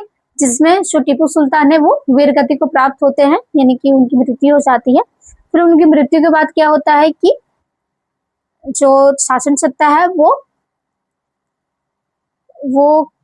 शासन सत्ता जो है वो वाडियार राजवंश को सौंप दिया जाता है। ठीक है। और क्या होता है इसके बाद फिर सौंपने के बाद जब सौंप दिया जाता है वाडियार राजवंश को मैसूर का शासन सत्ता, तो वहां पे भी फिर सहायता संधि अंग्रेजों द्वारा स्थापित कर दिया जाता है। यानी कि सहायता संधि के बारे में मैंने आप लोग बताया था कि जो शासक रहेगा उसे ही फिर सेना का जो रख रखाव का सारा खर्च उसे ही उठाना पड़ेगा, कंपनी के सेना का, ठीक है। तो फिर इसके बाद क्या होता है, वाडियर राजवंश जो शासक बनता है उसे फिर सेना का सारा कुछ रख रखाव का सारा जिम्मेवारी उठाना पड़ता है, ठीक है। इसके बाद हम लोग जानेंगे मराठा के बारे में, यानी कि मराठों के साथ संघर्ष। अंग्रेज जो है वो मैसूर के साथ तो संघर्ष करते ही है, उसके साथ साथ मराठों के भी साथ भी वो संघर्ष करते हैं। तो इसके बारे में हम लोग जानेंगे। मराठों की बढ़ती शक्ति से अंग्रेज चिंतित थे। पानीपत की तीसरी लड़ाई में हार के बाद मराठा संघ कई राज्यों में बट गया। मराठों का पूरे भारत पर शासन स्थापित करने का सपना टूट गया।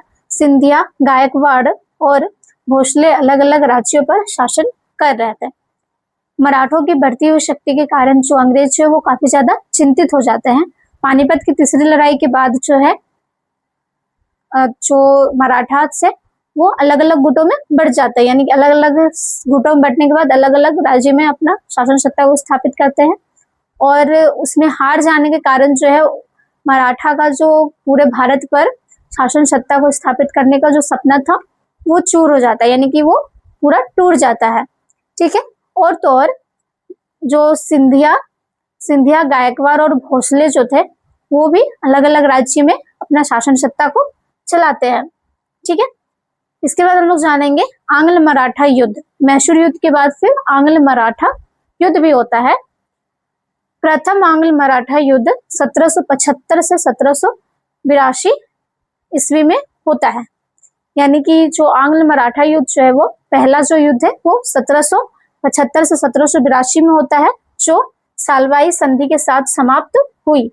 यानी कि लास्ट में जब मराठा जब हार जाते हैं तो उन्हें क्या करना पड़ता है कि सालवाई संधि के साथ फिर वो जो युद्ध है वो समाप्त होता है, ठीक है, पहला युद्ध। दूसरा आंग्ल मराठा युद्ध जो है वो 1803 से 1805 तक चलता है। इसके बाद आगरा और दिल्ली के कई क्षेत्र अंग्रेजों के कब्जे में आ गए। पहला तो जो था वो पहला मराठा युद्ध जो था वो 1775 से 1782 ईस्वी तक चलता है, ठीक है। उसमें क्या होता है कि वो उसमें भी मराठाओं की हार हो जाती है और उन्हें क्या करना पड़ता है कि संधि करनी पड़ती है। संधि के साथ वो जो युद्ध है वो समाप्त हो जाता है। दूसरा जो आपका आंग्ल मराठा युद्ध है वो होता है आपका 1803 से 1805 तक। उसमें क्या होता है कि ये इस युद्ध के बाद जो अंग्रेज है वो आगरा और दिल्ली के साथ साथ कई जगहों पर उनका कई राज्यों पर अंग्रेजों का शासन सत्ता स्थापित हो जाता है, यानी कि वो जो है कई जगहों पर अपना विजय पा लेते हैं। तृतीय आंग्ल मराठा युद्ध 1817 से 1819 तक चलता है। अंग्रेजों ने मराठों की शक्ति पूरी तरह समाप्त कर दी। फिर दूसरा के बाद फिर तीसरा आंग्ल मराठा युद्ध होता है जो 1817 से लेके 1819 तक चलता है, जिसमें अंग्रेजों ने मराठा की जितनी भी शक्ति है उसको पूरे तरीके से समाप्त कर देती है, यानी कि मराठा जो है वो बुरा तरह से हार जाती है, ठीक है। प्रमुख मराठा नेता, उस टाइम पे जो युद्ध हो रहा था उस टाइम पे प्रमुख कुछ मराठा नेता थे, जैसे महादजी सिंधिया जो शासक और सेनानायक थे। फिर नाना फडणवीस जो राजनीतिक गुरु और नेता थे, यानी कि दो प्रमुख मराठा नेता थे। पहला थे महादजी सिंधिया जो एक जो शासक और सेनानायक थे, और दूसरा था नाना फडणवीस जो राजनीतिक गुरु और शासक भी थे, सेनानायक और नेता भी थे, ठीक है। नेक्स्ट पॉइंट हम लोग जानेंगे लॉर्ड हेस्टिंग्स और कंपनी का विस्तार। यानी कि जब लॉर्ड हेस्टिंग्स जब आता है गवर्नर जनरल बन करके तो फिर कंपनी का विस्तार किस प्रकार होता है इसके बारे में हम लोग जानेंगे, ठीक है। लॉर्ड हेस्टिंग्स 1813 में भारत के गवर्नर जनरल बना, यानी कि लॉर्ड मिंटो के बाद वो आता है। लॉर्ड मिंटो के बाद लॉर्ड हेस्टिंग्स आता है 1813 ईस्वी में गवर्नर जनरल के रूप में, और गवर्नर जनरल बनकर आता है। उसके आने से पहले मुगल सम्राट को औपचारिक रूप से सर्वोच्च शासक माना जाता था। लॉर्ड हेस्टिंग्स ने अंग्रेजी की सर्वोच्चता की नीति को बढ़ावा दिया। यानी कि जब लॉर्ड हेस्टिंग्स जब आता है गवर्नर जनरल बनकर, तो उससे पहले जो मुगल साम्राज्य था वो मुगल सम्राट को औपचारिक रूप से सर्वोच्च शक्ति माना जाता था। यानी कि उस टाइम पे उसके आने से पहले जो मुगल सम्राट जो थे उन्हें काफी ज्यादा सर्वोच्च शक्ति के रूप में माना जाता था। यानी कि उनको माना जाता था कि वो उनका जो शक्ति है वो काफी ज्यादा है। ठीक है। लॉर्ड हेस्टिंग्स ने अंग्रेजी की सर्वोच्चता की नीति को बढ़ावा दिया। यानी कि लॉर्ड हेस्टिंग्स जो है वो सर्वोच्चता की नीति को बढ़ावा देता है। यानी कि अपना जो साम्राज्य विस्तार जो है, यानी कंपनी का जो विस्तार है उसको काफी ज्यादा बढ़ावा देता है। उन्होंने भारतीय रियासतों पर अंग्रेजी प्रभुत्व स्थापित करने के लिए कई राज्यों को अधिग्रहण किया। यानी कि लॉर्ड हेस्टिंग्स जो है वो अपना शासन सत्ता स्थापित करने के लिए कई राज्यों को अपना कब्जा में कर लेता है। ठीक है। आवश्यकता पड़ने पर उन्होंने भारतीय शासकों को धमकाने और दबाव डालने की नीति भी अपनाई।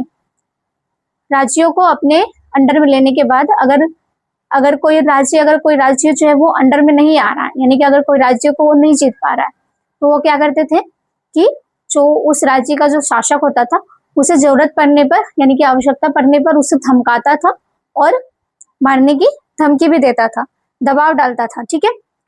उनके विस्तारवादी प्रयासों का कई स्थानों पर विरोध हुआ। रानी चेन्नम्मा ने अंग्रेजों के विरुद्ध सशस्त्र संघर्ष किया। यानी कि वो उनका जो ये नीति था, यानी कि दबाव डालने का, जो धमकाने का, तो उनका ये नीति जो है वो कई जगहों पर विरोध का भी काम किया। इनके कई राज्यों पर जो है उनके जो राज्य का शासक जो होता था वो कई राज्यों के जो शासक होते थे वो लॉर्ड हेस्टिंग्स के इस नीति को का विरोध भी करते थे। ठीक है। इसका ही एक है, रानी चेन्नम्मा जो है वो अंग्रेजों के खिलाफ सशस्त्र संघर्ष करती है। यानी कि हथियार लेकर के पूरे वीरता के साथ अंग्रेजों के साथ युद्ध लड़ती है रानी चेन्नम्मा बाई। ठीक है।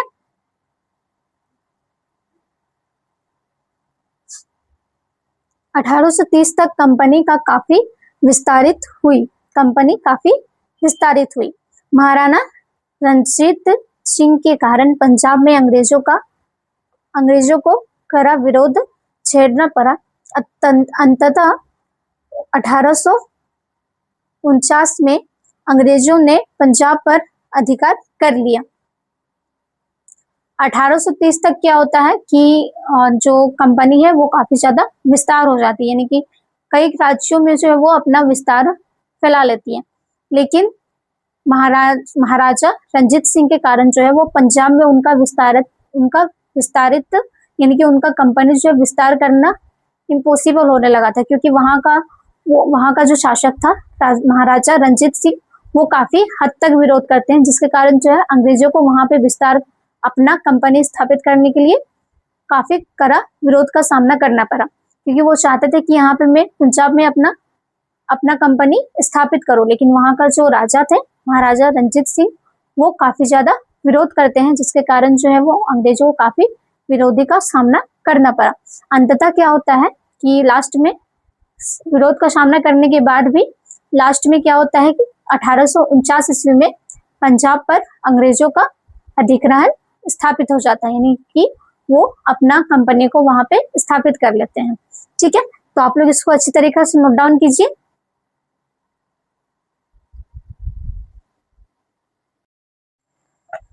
तो स्टूडेंट्स, नेक्स्ट पॉइंट हम लोग का विलय का सिद्धांत, यानी कि इसमें हम लोग जानेंगे कि विलय की नीति के बारे में जानेंगे कि अंग्रेज जो है वो विलय की नीति से क्या करते हैं। ठीक है, इसके बारे में जानेंगे। लॉर्ड डलहौजी ने ब्रिटिश साम्राज्य के विस्तार के लिए विलय का सिद्धांत अपनाया। इस नीति के अनुसार जिन रियासतों का कोई प्राकृतिक पुरुष उत्तराधिकारी नहीं होता था तो उन्हें अंग्रेजी राज्य में मिला लिया जाता था। इस नीति के तहत सतारा 1848, संबलपुर 1849, उदयपुर, धर्मजयगढ़ नागपुर 1854 तथा झांसी को अंग्रेजी राज्य में मिला लिया गया। लॉर्ड डलहौजी जो थे, यानी कि जो गवर्नर जनरल थे भारत का, ठीक है, तो वो क्या करते हैं कि विलय की संधि को अपनाते हैं। क्यों अपनाते हैं? ताकि अपना राज्य जो है उसे विस्तार कर सके, यानी कि अपना कंपनी जो है उसे और भी राज्यों में विस्तार कर सके, ठीक है। इस नीति में क्या होता था कि इस नीति के अनुसार जो भी राज्य का कोई पूर्व सूत्राधिकारी नहीं होता था, यानी कि सपोज डेट अगर किसी राज्य का राजा है, ठीक है, और उसका कोई बेटा नहीं हो पाता था, अगर बेटा नहीं हो पाता था या फिर सिर्फ बेटी होती थी, तो उस राज्य में अगर कोई पूरे उत्तराधिकारी नहीं हो पाता था तो उस राज्य को अंग्रेज जो होते थे वो अपने में मिला लिया करते थे, ठीक है। इसी तरह से कई राज्यों को अंग्रेजों ने अपने में मिला लिया था, जैसे कि संबलपुर 1849 में, फिर सतारा 1848 में, उसके बाद उदयपुर, धर्मजयगढ़, ये सब सारा कुछ धर्मजयगढ़ 1849 में, 1854 में, तथा झांसी को भी अंग्रेज अपने राज्य में मिला लिए थे, ठीक है। 1856 ईस्वी में अंग्रेजों ने कुशासन का आरोप लगाकर अवध को भी अपने में नियंत्रण में ले लिया।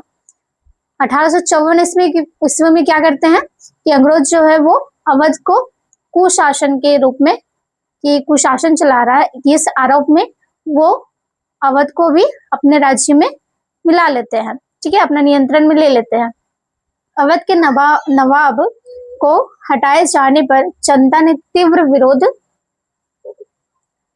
विरोध किया। अवध की जनता ने भारतीय विद्रोह में 1857 में महत्वपूर्ण भूमिका निभाई, ठीक है, यहाँ पे भूमिका होगा,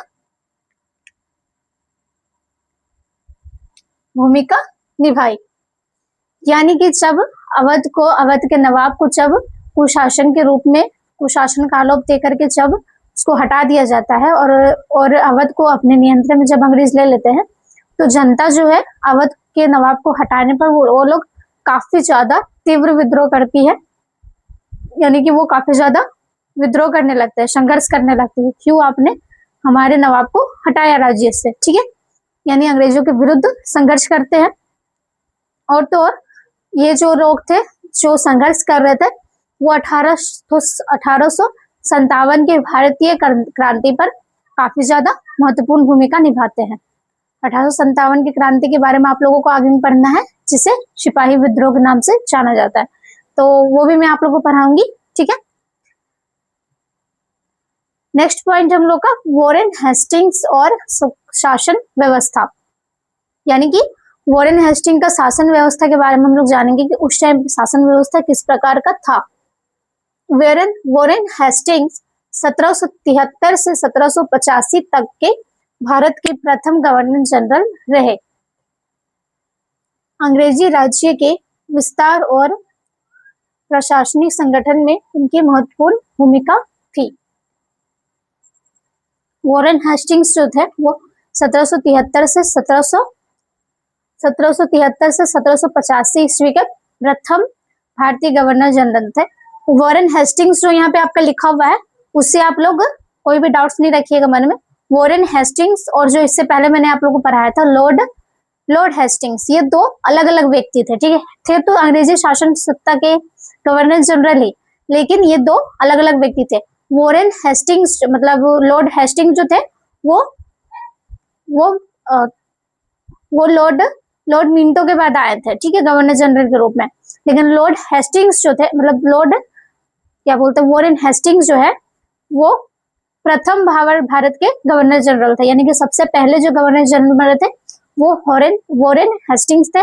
और लॉर्ड मिंटो के बाद, यानी कि कई गवर्नर जनरल बनने के बाद, लॉर्ड मिंटो के बाद जो इससे पहले मैंने आप लोग पढ़ाया लॉर्ड हेस्टिंग्स, वो अलग व्यक्ति थे। तो ये दोनों में आप लोग कंफ्यूज बिल्कुल नहीं होइएगा, ठीक है।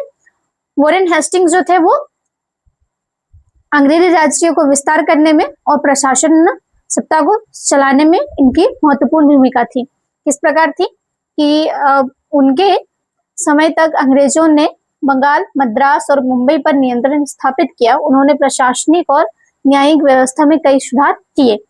बंगाल, मुंबई और मद्रास में ये लोग जो है यानी कि वॉरेन हेस्टिंग के मदद से ही अंग्रेजी सत्ता वहां पे स्थापित होती है।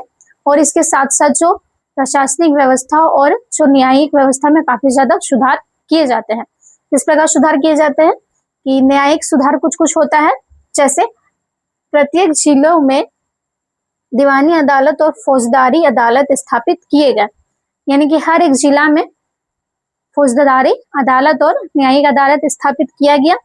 दीवानी अदालत के प्रमुख जिला कलेक्टर होते थे। फौजदारी अदालत की काजी और मुफ्ती के अधीन कार्य करती थी, लेकिन उन पर कलेक्टर की निगरानी रहती थी। यानी कि दीवानी अदालत जो होता था उस पर जो होता था वो कलेक्टर वहां पे मतलब कलेक्टर के अधीन वो रहता था, ठीक है। यानी कि कलेक्टर होते थे, यानी कि प्रमुख जो होते थे दीवानी अदालत के वो प्रमुख होते थे, जिला के कलेक्टर होते थे, ठीक है। और तो और जो फौजदारी अदालत होते थे जो काजी और मुफ्ती तौर पे होता था, उसमें क्या होता था कि उसमें वो जो होता था वो अदालत भी क्या होता था कि जिलाधीश के नियंत्रण में ही कार्य होता था, यानी कि जो जिला के कलेक्टर होते थे उन लोगों के निगरानी में ही होता था। रेगुलेटिंग एक्ट 1773 के तहत कोलकाता में सर्वोच्च न्यायालय की स्थापना की गई। रेगुलेटिंग एक्ट के तहत एक एक्ट उस टाइम पे था, रेगुलेटिंग एक्ट 1773 में, उस टाइम पे कोलकाता में वो सर्वोच्च न्यायालय की स्थापना की गई थी, ठीक है। फिर हम लोग जानेंगे कि जिला कलेक्टर के कार्य के बारे में जानेंगे। उस टाइम पे जो शासन व्यवस्था जो जिला कलेक्टर के निगरानी पे होता था, तो जिला कलेक्टर के क्या क्या कार्य होते थे उसके बारे में जानेंगे, ठीक है। लगान और कर की वसूली करना, जिले में कानून और व्यवस्था बनाए रखना, जिलाधीशों और पुलिस अधिकारियों की सहायता से प्रशासन चलाना, कलेक्टर अपने कार्यालय से जिला का प्रशासन संचालित करता था।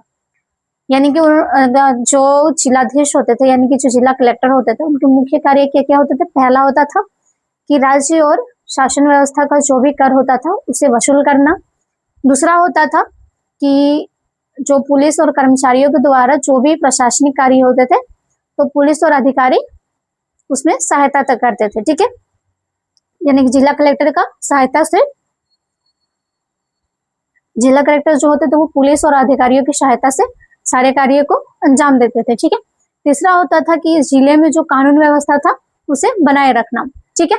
और चौथा होता था कि जो जिला कलेक्टर होते थे वो अपने ही कार्यालय से यानी कि अपना जहाँ पे वो कार्य करते थे जो उनका ऑफिस होता था वहीं से वो सारे कार्यों को देखते थे, निगरानी में रखते थे, ठीक है। नेक्स्ट पॉइंट हम लोग जानेंगे इसमें कंपनी की सेना यानी कि ईस्ट इंडिया कंपनी का जो सेना है उसके बारे में जानेंगे हम लोग। मुगल शासन में मुगल सेना में घुड़सवार और पैदल सैनिक प्रमुख थे। स्थानीय जमींदार आवश्यकता पड़ने पर सैनिक उपलब्ध कराते थे। अवध और बनारस में किसानों को सेना में भर्ती कर प्रशिक्षण दिया जाता था। ईस्ट इंडिया कंपनी ने भी सैनिक भर्ती की इसी पद्धति को अपनाया। यानी कि मुगल शासन में क्या होता था कि घुड़सवार और पैदल दोनों सैनिक होते थे उस टाइम पे, ठीक है। और तो और जो स्थानीय जमींदार में जो आवश्यकता पड़ने पर यानी कि जब आवश्यकता पड़ता था तो स्थानीय जमींदार जो होते थे वो सैनिक उपलब्ध कराते थे। अवध और बनारस में किसानों के घर में किसानों के जो लड़के होते थे उन्हें प्रशिक्षण दिया जाता था, यानी कि सेना में भर्ती करने का प्रशिक्षण दिया जाता था।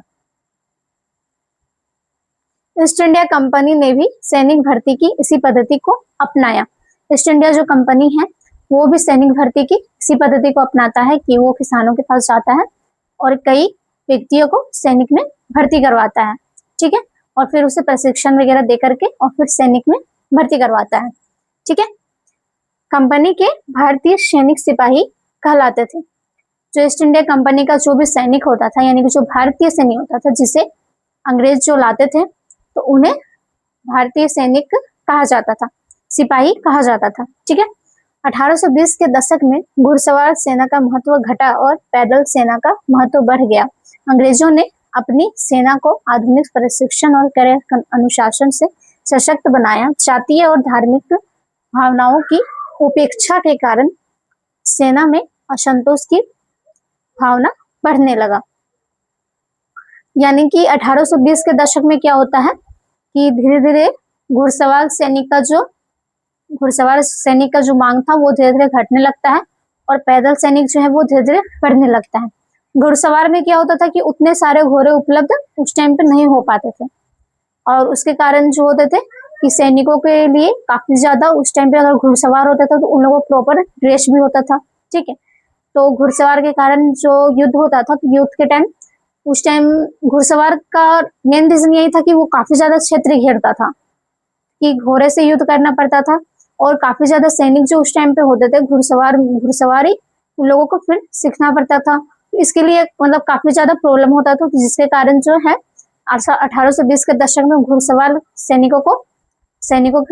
सैनिक घटकर क्या हो गए, पैदल सैनिक में बदल गए। यानी कि पैदल सैनिक में क्या होता था कि उसमें लोगों को बॉडी को प्रशिक्षण दे करके और फिर सेना में भर्ती करवाया जाता था, ठीक है। आधुनिक प्रशिक्षण और कड़े अनुशासन सशक्त बनाया जाता था।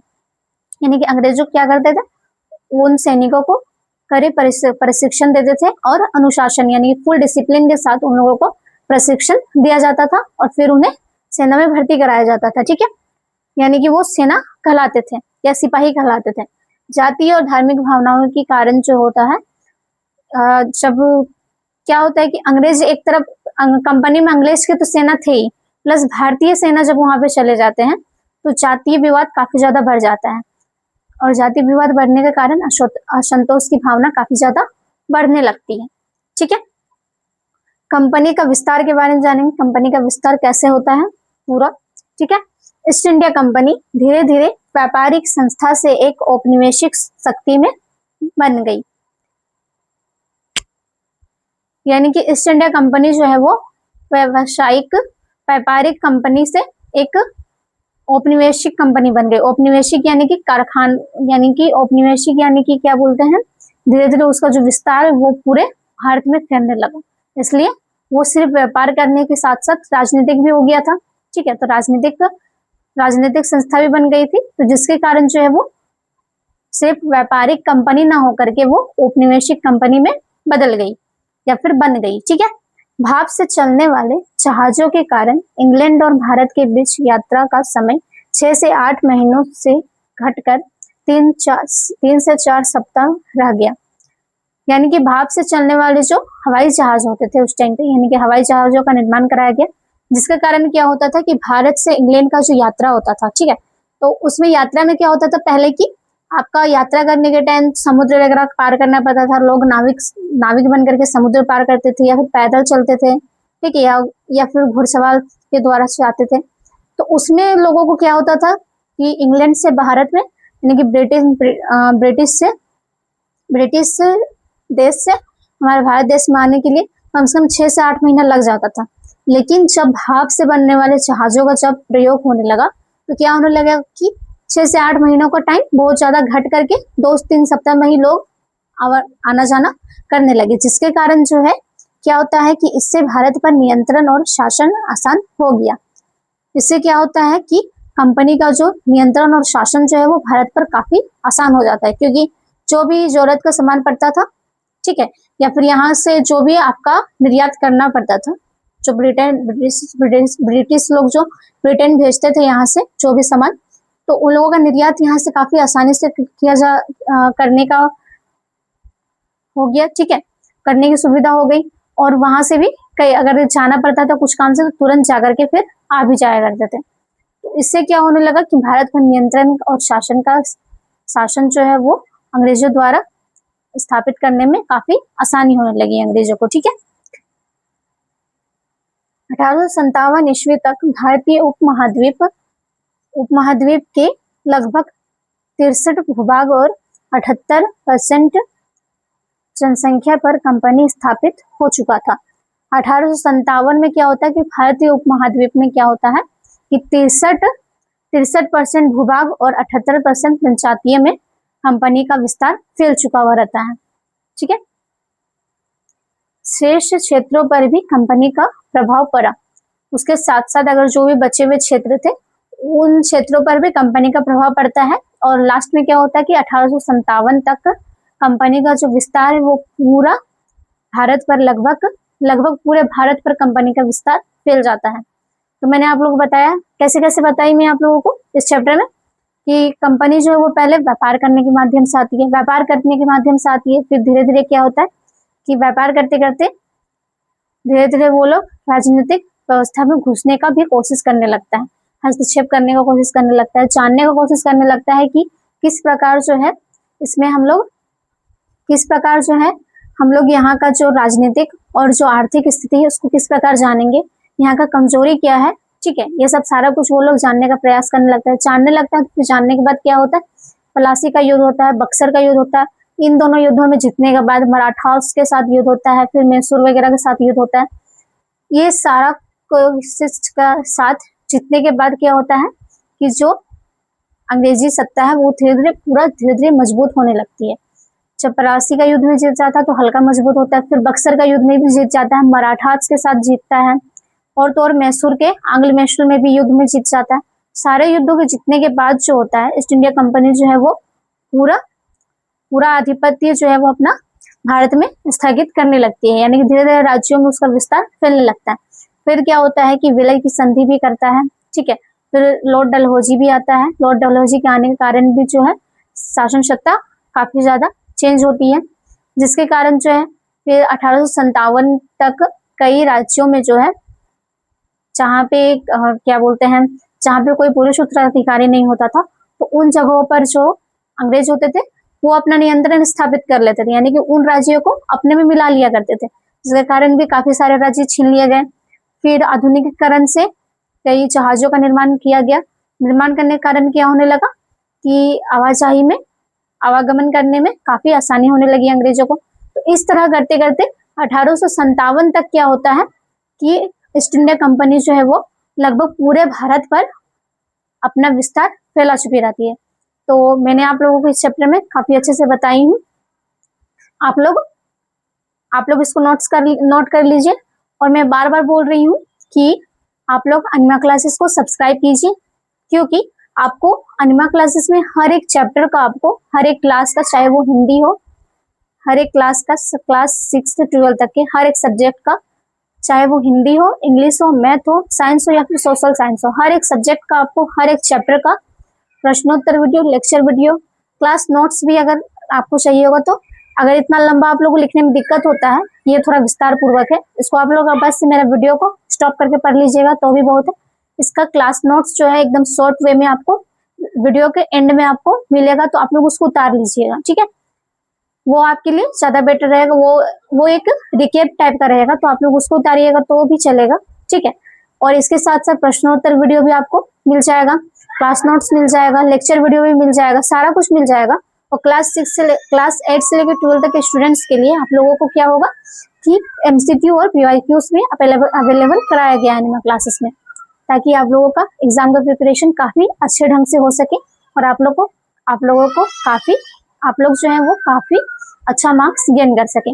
तो आशा करती हूँ कि मेरा वीडियो आपको पसंद आया होगा। धन्यवाद।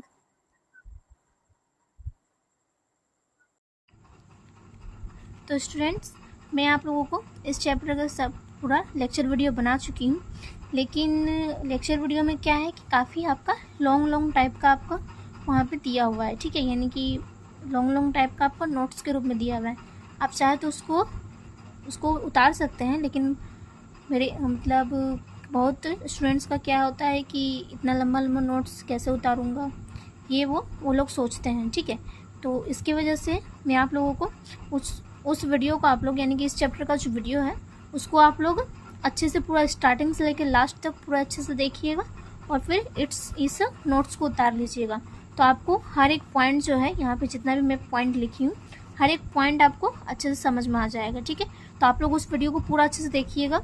अगर वो नोट्स आपको नहीं भी उतारना है तो चलेगा, ये जो मैं नोट्स बनाई हूँ इसको आप लोग उतारिएगा, ठीक है। तो चलिए बताती हूँ कि कैसे क्या क्या लिखना है आप लोगों को। पहला पॉइंट में आप लोग परिचय लिखिएगा, ठीक है। औरंगजेब की मृत्यु के बाद मुगल साम्राज्य कमज़ोर हो गया, सूबेदार और जमींदार स्वतंत्र हो गए। अंग्रेज ईस्ट इंडिया कंपनी के रूप में भारत आए। अंग्रेज़ों ने पुर्तगालियों और डचों को हराकर व्यापार पर अधिकार कर लिया। धीरे धीरे उन्होंने राजनीतिक शक्ति भी हासिल कर ली। अंततः ईस्ट इंडिया कंपनी भारत का शासक बन गई। दूसरा पॉइंट में ईस्ट इंडिया कंपनी का आगमन। ईस्ट इंडिया कंपनी की स्थापना इंग्लैंड के व्यापारियों ने की। 31 दिसंबर 1600 ईस्वी को एलिजाबेथ ने कंपनी को व्यापार का विशेष अधिकार दिया। Next point, Vasco D gamma 1498 ईस्वी में भारत पहुंचा। डच और पुर्तगाली भी भारत में व्यापार करते थे। भारत के मसाले, रेशम, सूती कपड़े और नील की यूरोप में भारी मांग थी। व्यापारिक प्रतिस्पर्धा बढ़ने पर यूरोपीय कंपनियों में संघर्ष शुरू हुआ। अंग्रेजों ने व्यापार के साथ राजनीति में हस्तक्षेप कर अपना प्रभुत्व स्थापित कर लिया। नेक्स्ट पॉइंट है प्लासी का युद्ध, जो कि कितना हुआ था 1757 में। मैं आप लोगों को अभी पूरा डिटेल में नहीं समझा रही हूँ, इसलिए मैं बार बार बोल रही हूँ कि आप लोग वीडियो को अच्छे से देखिएगा। बस यहाँ पे जो मैं लिखी हूँ बस उसको पढ़ रही हूँ, ठीक है। पहला पॉइंट है सिराजुद्दौला और अंग्रेज के बीच संघर्ष हुआ।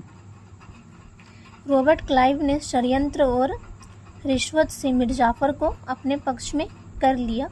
23 जून 1797 को प्लासी का युद्ध में मिर्जाफर के विश्वासघात से सिराजुद्दौला हार गया। सिराजुद्दौला की हत्या कर दी गई और मिर्जाफर को नवाब बनाया गया। इस विषय से भारत में अंग्रेजी सत्ता की नींव बनी, ठीक है। नेक्स्ट पॉइंट है बक्सर का युद्ध, जो कितना हुआ था 1764 ईस्वी में। मिर्जाफर के बाद मीर कासिम नवाब बना। अंग्रेजों से उसका संघर्ष हो गया। 22 अक्टूबर 1764 को बक्सर का युद्ध हुआ। मीर कासिम, शाह आलम द्वितीय और अवध के नवाब की संयुक्त सेना हार गई। नेक्स्ट पॉइंट है अंग्रेजों की जीत से भारत में ब्रिटिश प्रभुत्व स्थापित हो गई। इलाहाबाद की संधि के तहत कंपनी को बंगाल, बिहार और उड़ीसा की दीवानी मिली। ईस्ट इंडिया कंपनी व्यापारिक संस्था से राजनीतिक संस्था में शक्ति में बदल गई। नेक्स्ट पॉइंट है ईस्ट इंडिया कंपनी की गतिविधियाँ। जेम्स ने 1608 में विलियम हॉकिंस को मुगल दरबार भेजा। हॉकिंस ने सूरत में पहली अंग्रेजी व्यापारी कोठी स्थापित की। बाद में थॉमस रो को भी मुगल दरबार भेजा गया। आगरा, भड़ोच, अहमदाबाद और सूरत में अंग्रेजी व्यापारी कोठियाँ स्थापित हुई। 17वीं शताब्दी के अंत तक अंग्रेज व्यापार के साथ भारतीय राजनीति में भी हस्तक्षेप किए। नेक्स्ट पॉइंट है कंपनी का बंगाल में स्थापित होना। पहला पॉइंट है शाहजहां ने पुर्तगालियों को बंगाल से हटाकर अंग्रेजों को व्यापार की अनुमति दी। 1698 ईस्वी में ईस्ट इंडिया कंपनी ने सुतानटी, कालीकाटा और गोविंदपुर की जमींदारी प्राप्त की। इन बस्तियों में फोर्ट विलियम, यहाँ पे फोर्ट होगा, ठीक है, फोर्ट विलियम का निर्माण हुआ, जिससे बाद में कोलकाता नगर विकसित हुआ। औरंगजेब के फरमान से कंपनी को शुल्क मुक्त व्यापार की अनुमति मिली। निजी व्यापार और कर चोरी के कारण मुर्शिद कुली खां और कंपनी के बीच संघर्ष हुआ। यह संघर्ष आगे चलकर बंगाल में अंग्रेजी सत्ता के विस्तार का कारण बना। नेक्स्ट पॉइंट हम लोग का कंपनी के अफसरों का लक्ष्य। पहला पॉइंट है कंपनी के अधिकारी भारत में धन कमाकर नवाबों जैसा जीवन जीना चाहते थे। उन्होंने भ्रष्टाचार, रिश्वत और निजी लाभ को बढ़ावा दिया। भारतीय नवाबों से धन, उपहार और जमीन लेने का दबाव डालते थे। रॉबर्ट क्लाइव ने भारत से अपार संपत्ति अर्जित की। इस लालच से कंपनी प्रशासन में भ्रष्टाचार बढ़ा। नेक्स्ट पॉइंट है कंपनी का फैलता साम्राज्य। ईस्ट इंडिया कंपनी ने युद्ध के साथ राजनीतिक और कूटनीतिक नीतियों से अपना साम्राज्य बढ़ाया। भारतीय राज्यों में रेजिडेंट नियुक्त कर दिए गए। सहायता संधि के तहत शासकों की स्वतंत्र सेना समाप्त कर दी गई। कंपनी की सेना का खर्च भारतीय शासकों से लिया जाता था। खर्च न देने पर कंपनी राज्य पर कब्जा कर लेती थी। अवध और हैदराबाद के कुछ क्षेत्र भी कंपनी के अधीन आ गए। नेक्स्ट पॉइंट है शेर मैसूर टीपू सुल्तान 1782 ईस्वी से 1799 ईस्वी तक।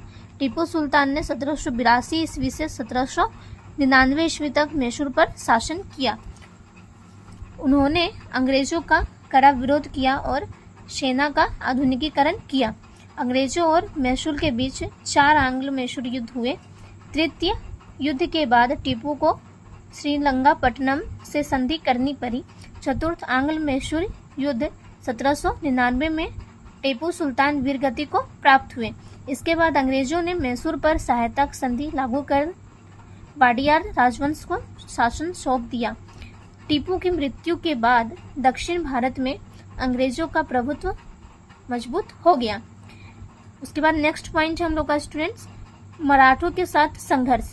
मराठों की शक्ति से अंग्रेज चिंतित थे। पानीपत की तीसरी लड़ाई में के बाद मराठा संघ कई राज्यों में बट गया।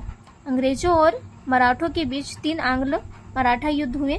प्रथम युद्ध सलबाई की संधि के साथ समाप्त हुआ। द्वितीय युद्ध के बाद आगरा और दिल्ली पर अंग्रेजों का अधिकार हो गया। तृतीय युद्ध में अंग्रेज ने मराठों की शक्ति समाप्त कर दी। महादजी सिंधिया और नाना फडणवीस मराठों के प्रमुख नेता थे। मराठों की हार के बाद भारत में अंग्रेजों का प्रभुत्व और अधिक मजबूत हो गया। नेक्स्ट पॉइंट है लॉर्ड हेस्टिंग्स और कंपनी का विस्तार। लॉर्ड हेस्टिंग्स 1813 ईस्वी में गवर्नर जनरल बने। उन्होंने अंग्रेजों की सर्वोच्चता की नीति अपनाई। कई भारतीय रियासतों पर अंग्रेजी प्रभुत्व स्थापित किया। रानी चन्नम्मा ने अंग्रेजों का सशस्त्र विरोध किया। उत्तर पश्चिम में अंग्रेजों ने अपना प्रभाव बढ़ाया। महाराजा रंजीत सिंह ने अंग्रेजों के विरुद्ध पंजाब में संघर्ष किया। 1849 ईस्वी में अंग्रेजों ने पंजाब पर अधिकार किया। हेस्टिंग्स की नीतियों से भारत में अंग्रेजी सत्ता और मजबूत हो गई। नेक्स्ट पॉइंट है विलय का सिद्धांत।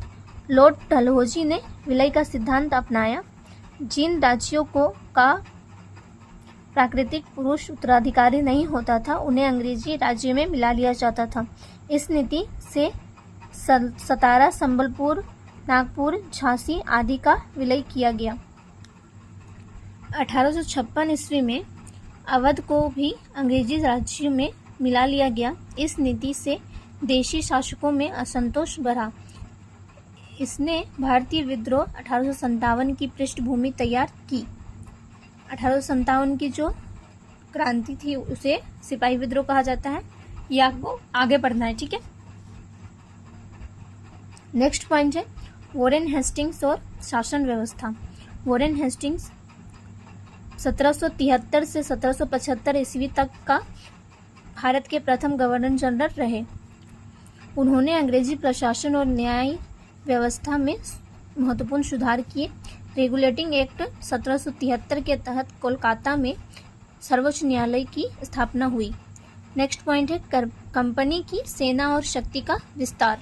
ईस्ट इंडिया कंपनी ने भारतीय सिपाहियों की भर्ती कर आधुनिक प्रशिक्षण और अनुशासन 1820 के बाद पैदल सेना का महत्व बढ़ गया।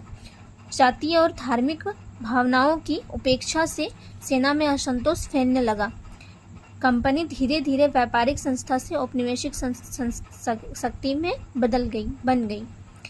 भाप के जहाज़ों से भारत और इंग्लैंड की बीच की यात्रा तेज हो गई। 1857 तक भारत के अधिकांश भाग और जनसंख्या पर कंपनी का नियंत्रण स्थापित हो गया। तो इसको आप लोग पूरा अच्छे से नोट डाउन कर लीजिएगा, ठीक है। आशा करती हूँ कि आपको मेरा वीडियो पसंद आया होगा। आप लोग एनिमा क्लासेस को सब्सक्राइब कर लीजिए, क्योंकि आपको इसमें हर एक चीज़ का सुविधा मिल जाएगा। धन्यवाद। हेलो स्टूडेंट्स, एनिमा क्लासेस में आपका स्वागत है।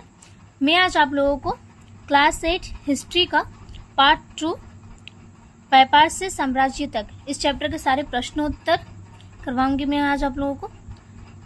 अगर आप लोगों को इस चैप्टर का क्लास नोट्स या फिर लेक्चर वीडियो चाहिए तो आप मेरी एनिमा क्लासेस को ज्वाइन कीजिए, आपको वहां से मिल जाएगा।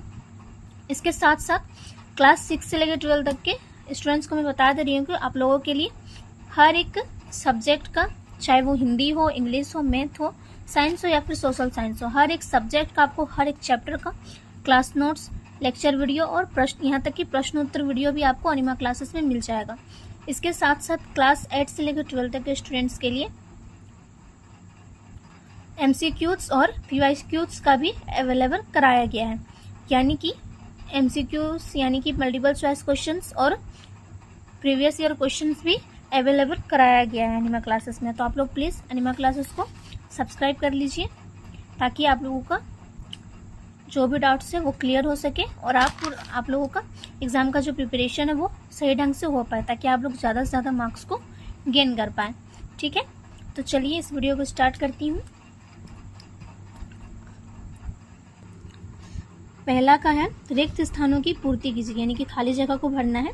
पहला प्रश्न है ईस्ट इंडिया कंपनी की स्थापना महारानी टेस के समय हुई थी। उत्तर हो जाएगा एलिजाबेथ प्रथम के समय।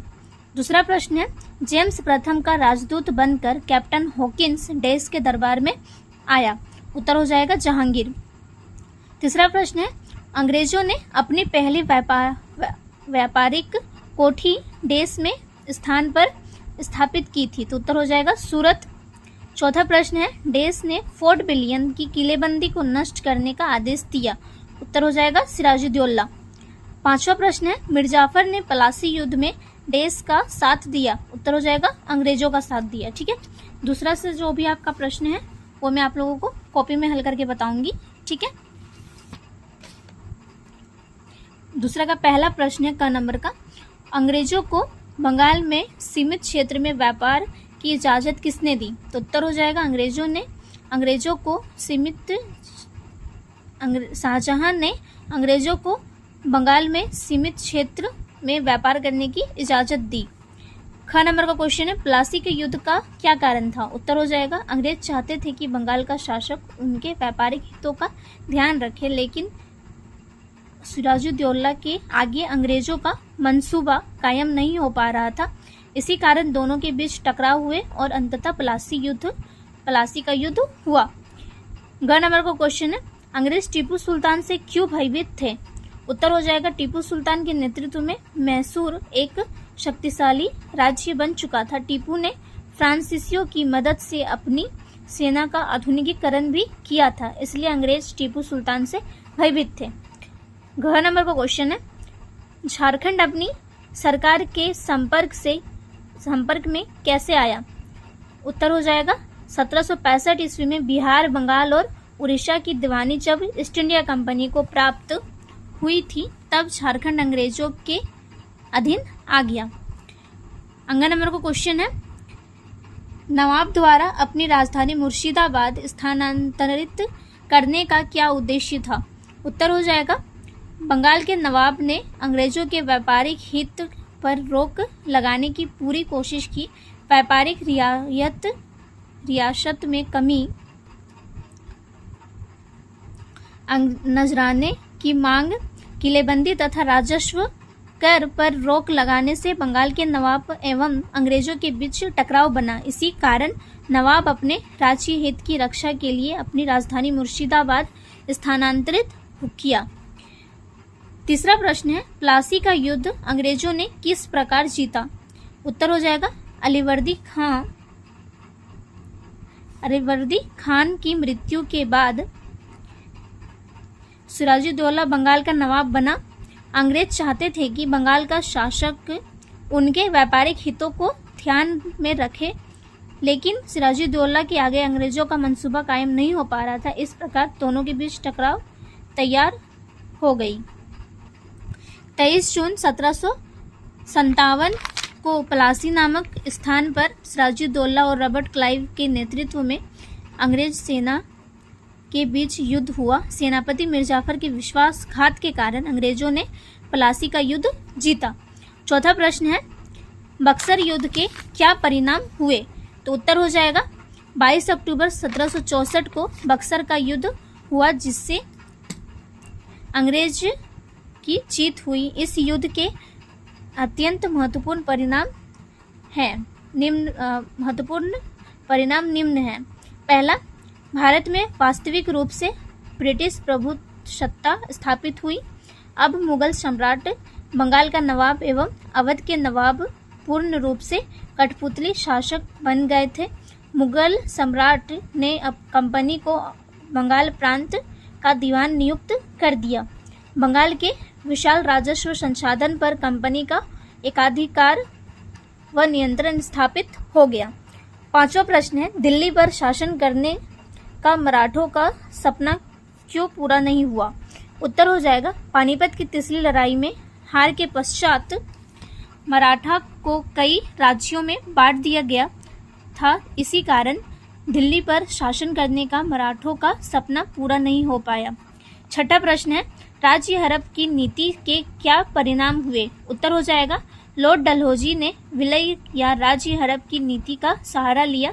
इसके तहत उन्होंने सतारा, संबलपुर, उदयपुर और नागपुर एवं झांसी को राज्य में मिला लिया।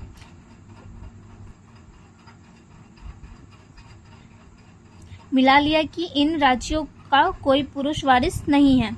डलहौजी ने अपनी इस नीति द्वारा देशी नरेशों और उनकी प्रजा में असंतोष की भावना भर दी तथा उनके अनेक अंग्रेज विरोधी विद्रोह को बढ़ावा दिया।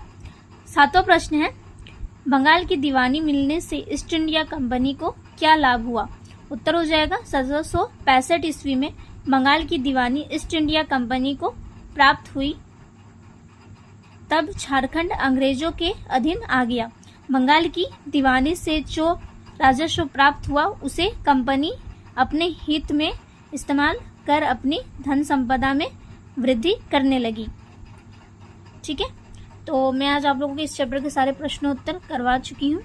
आशा करती हूँ कि आपको मेरा वीडियो पसंद आया होगा। धन्यवाद।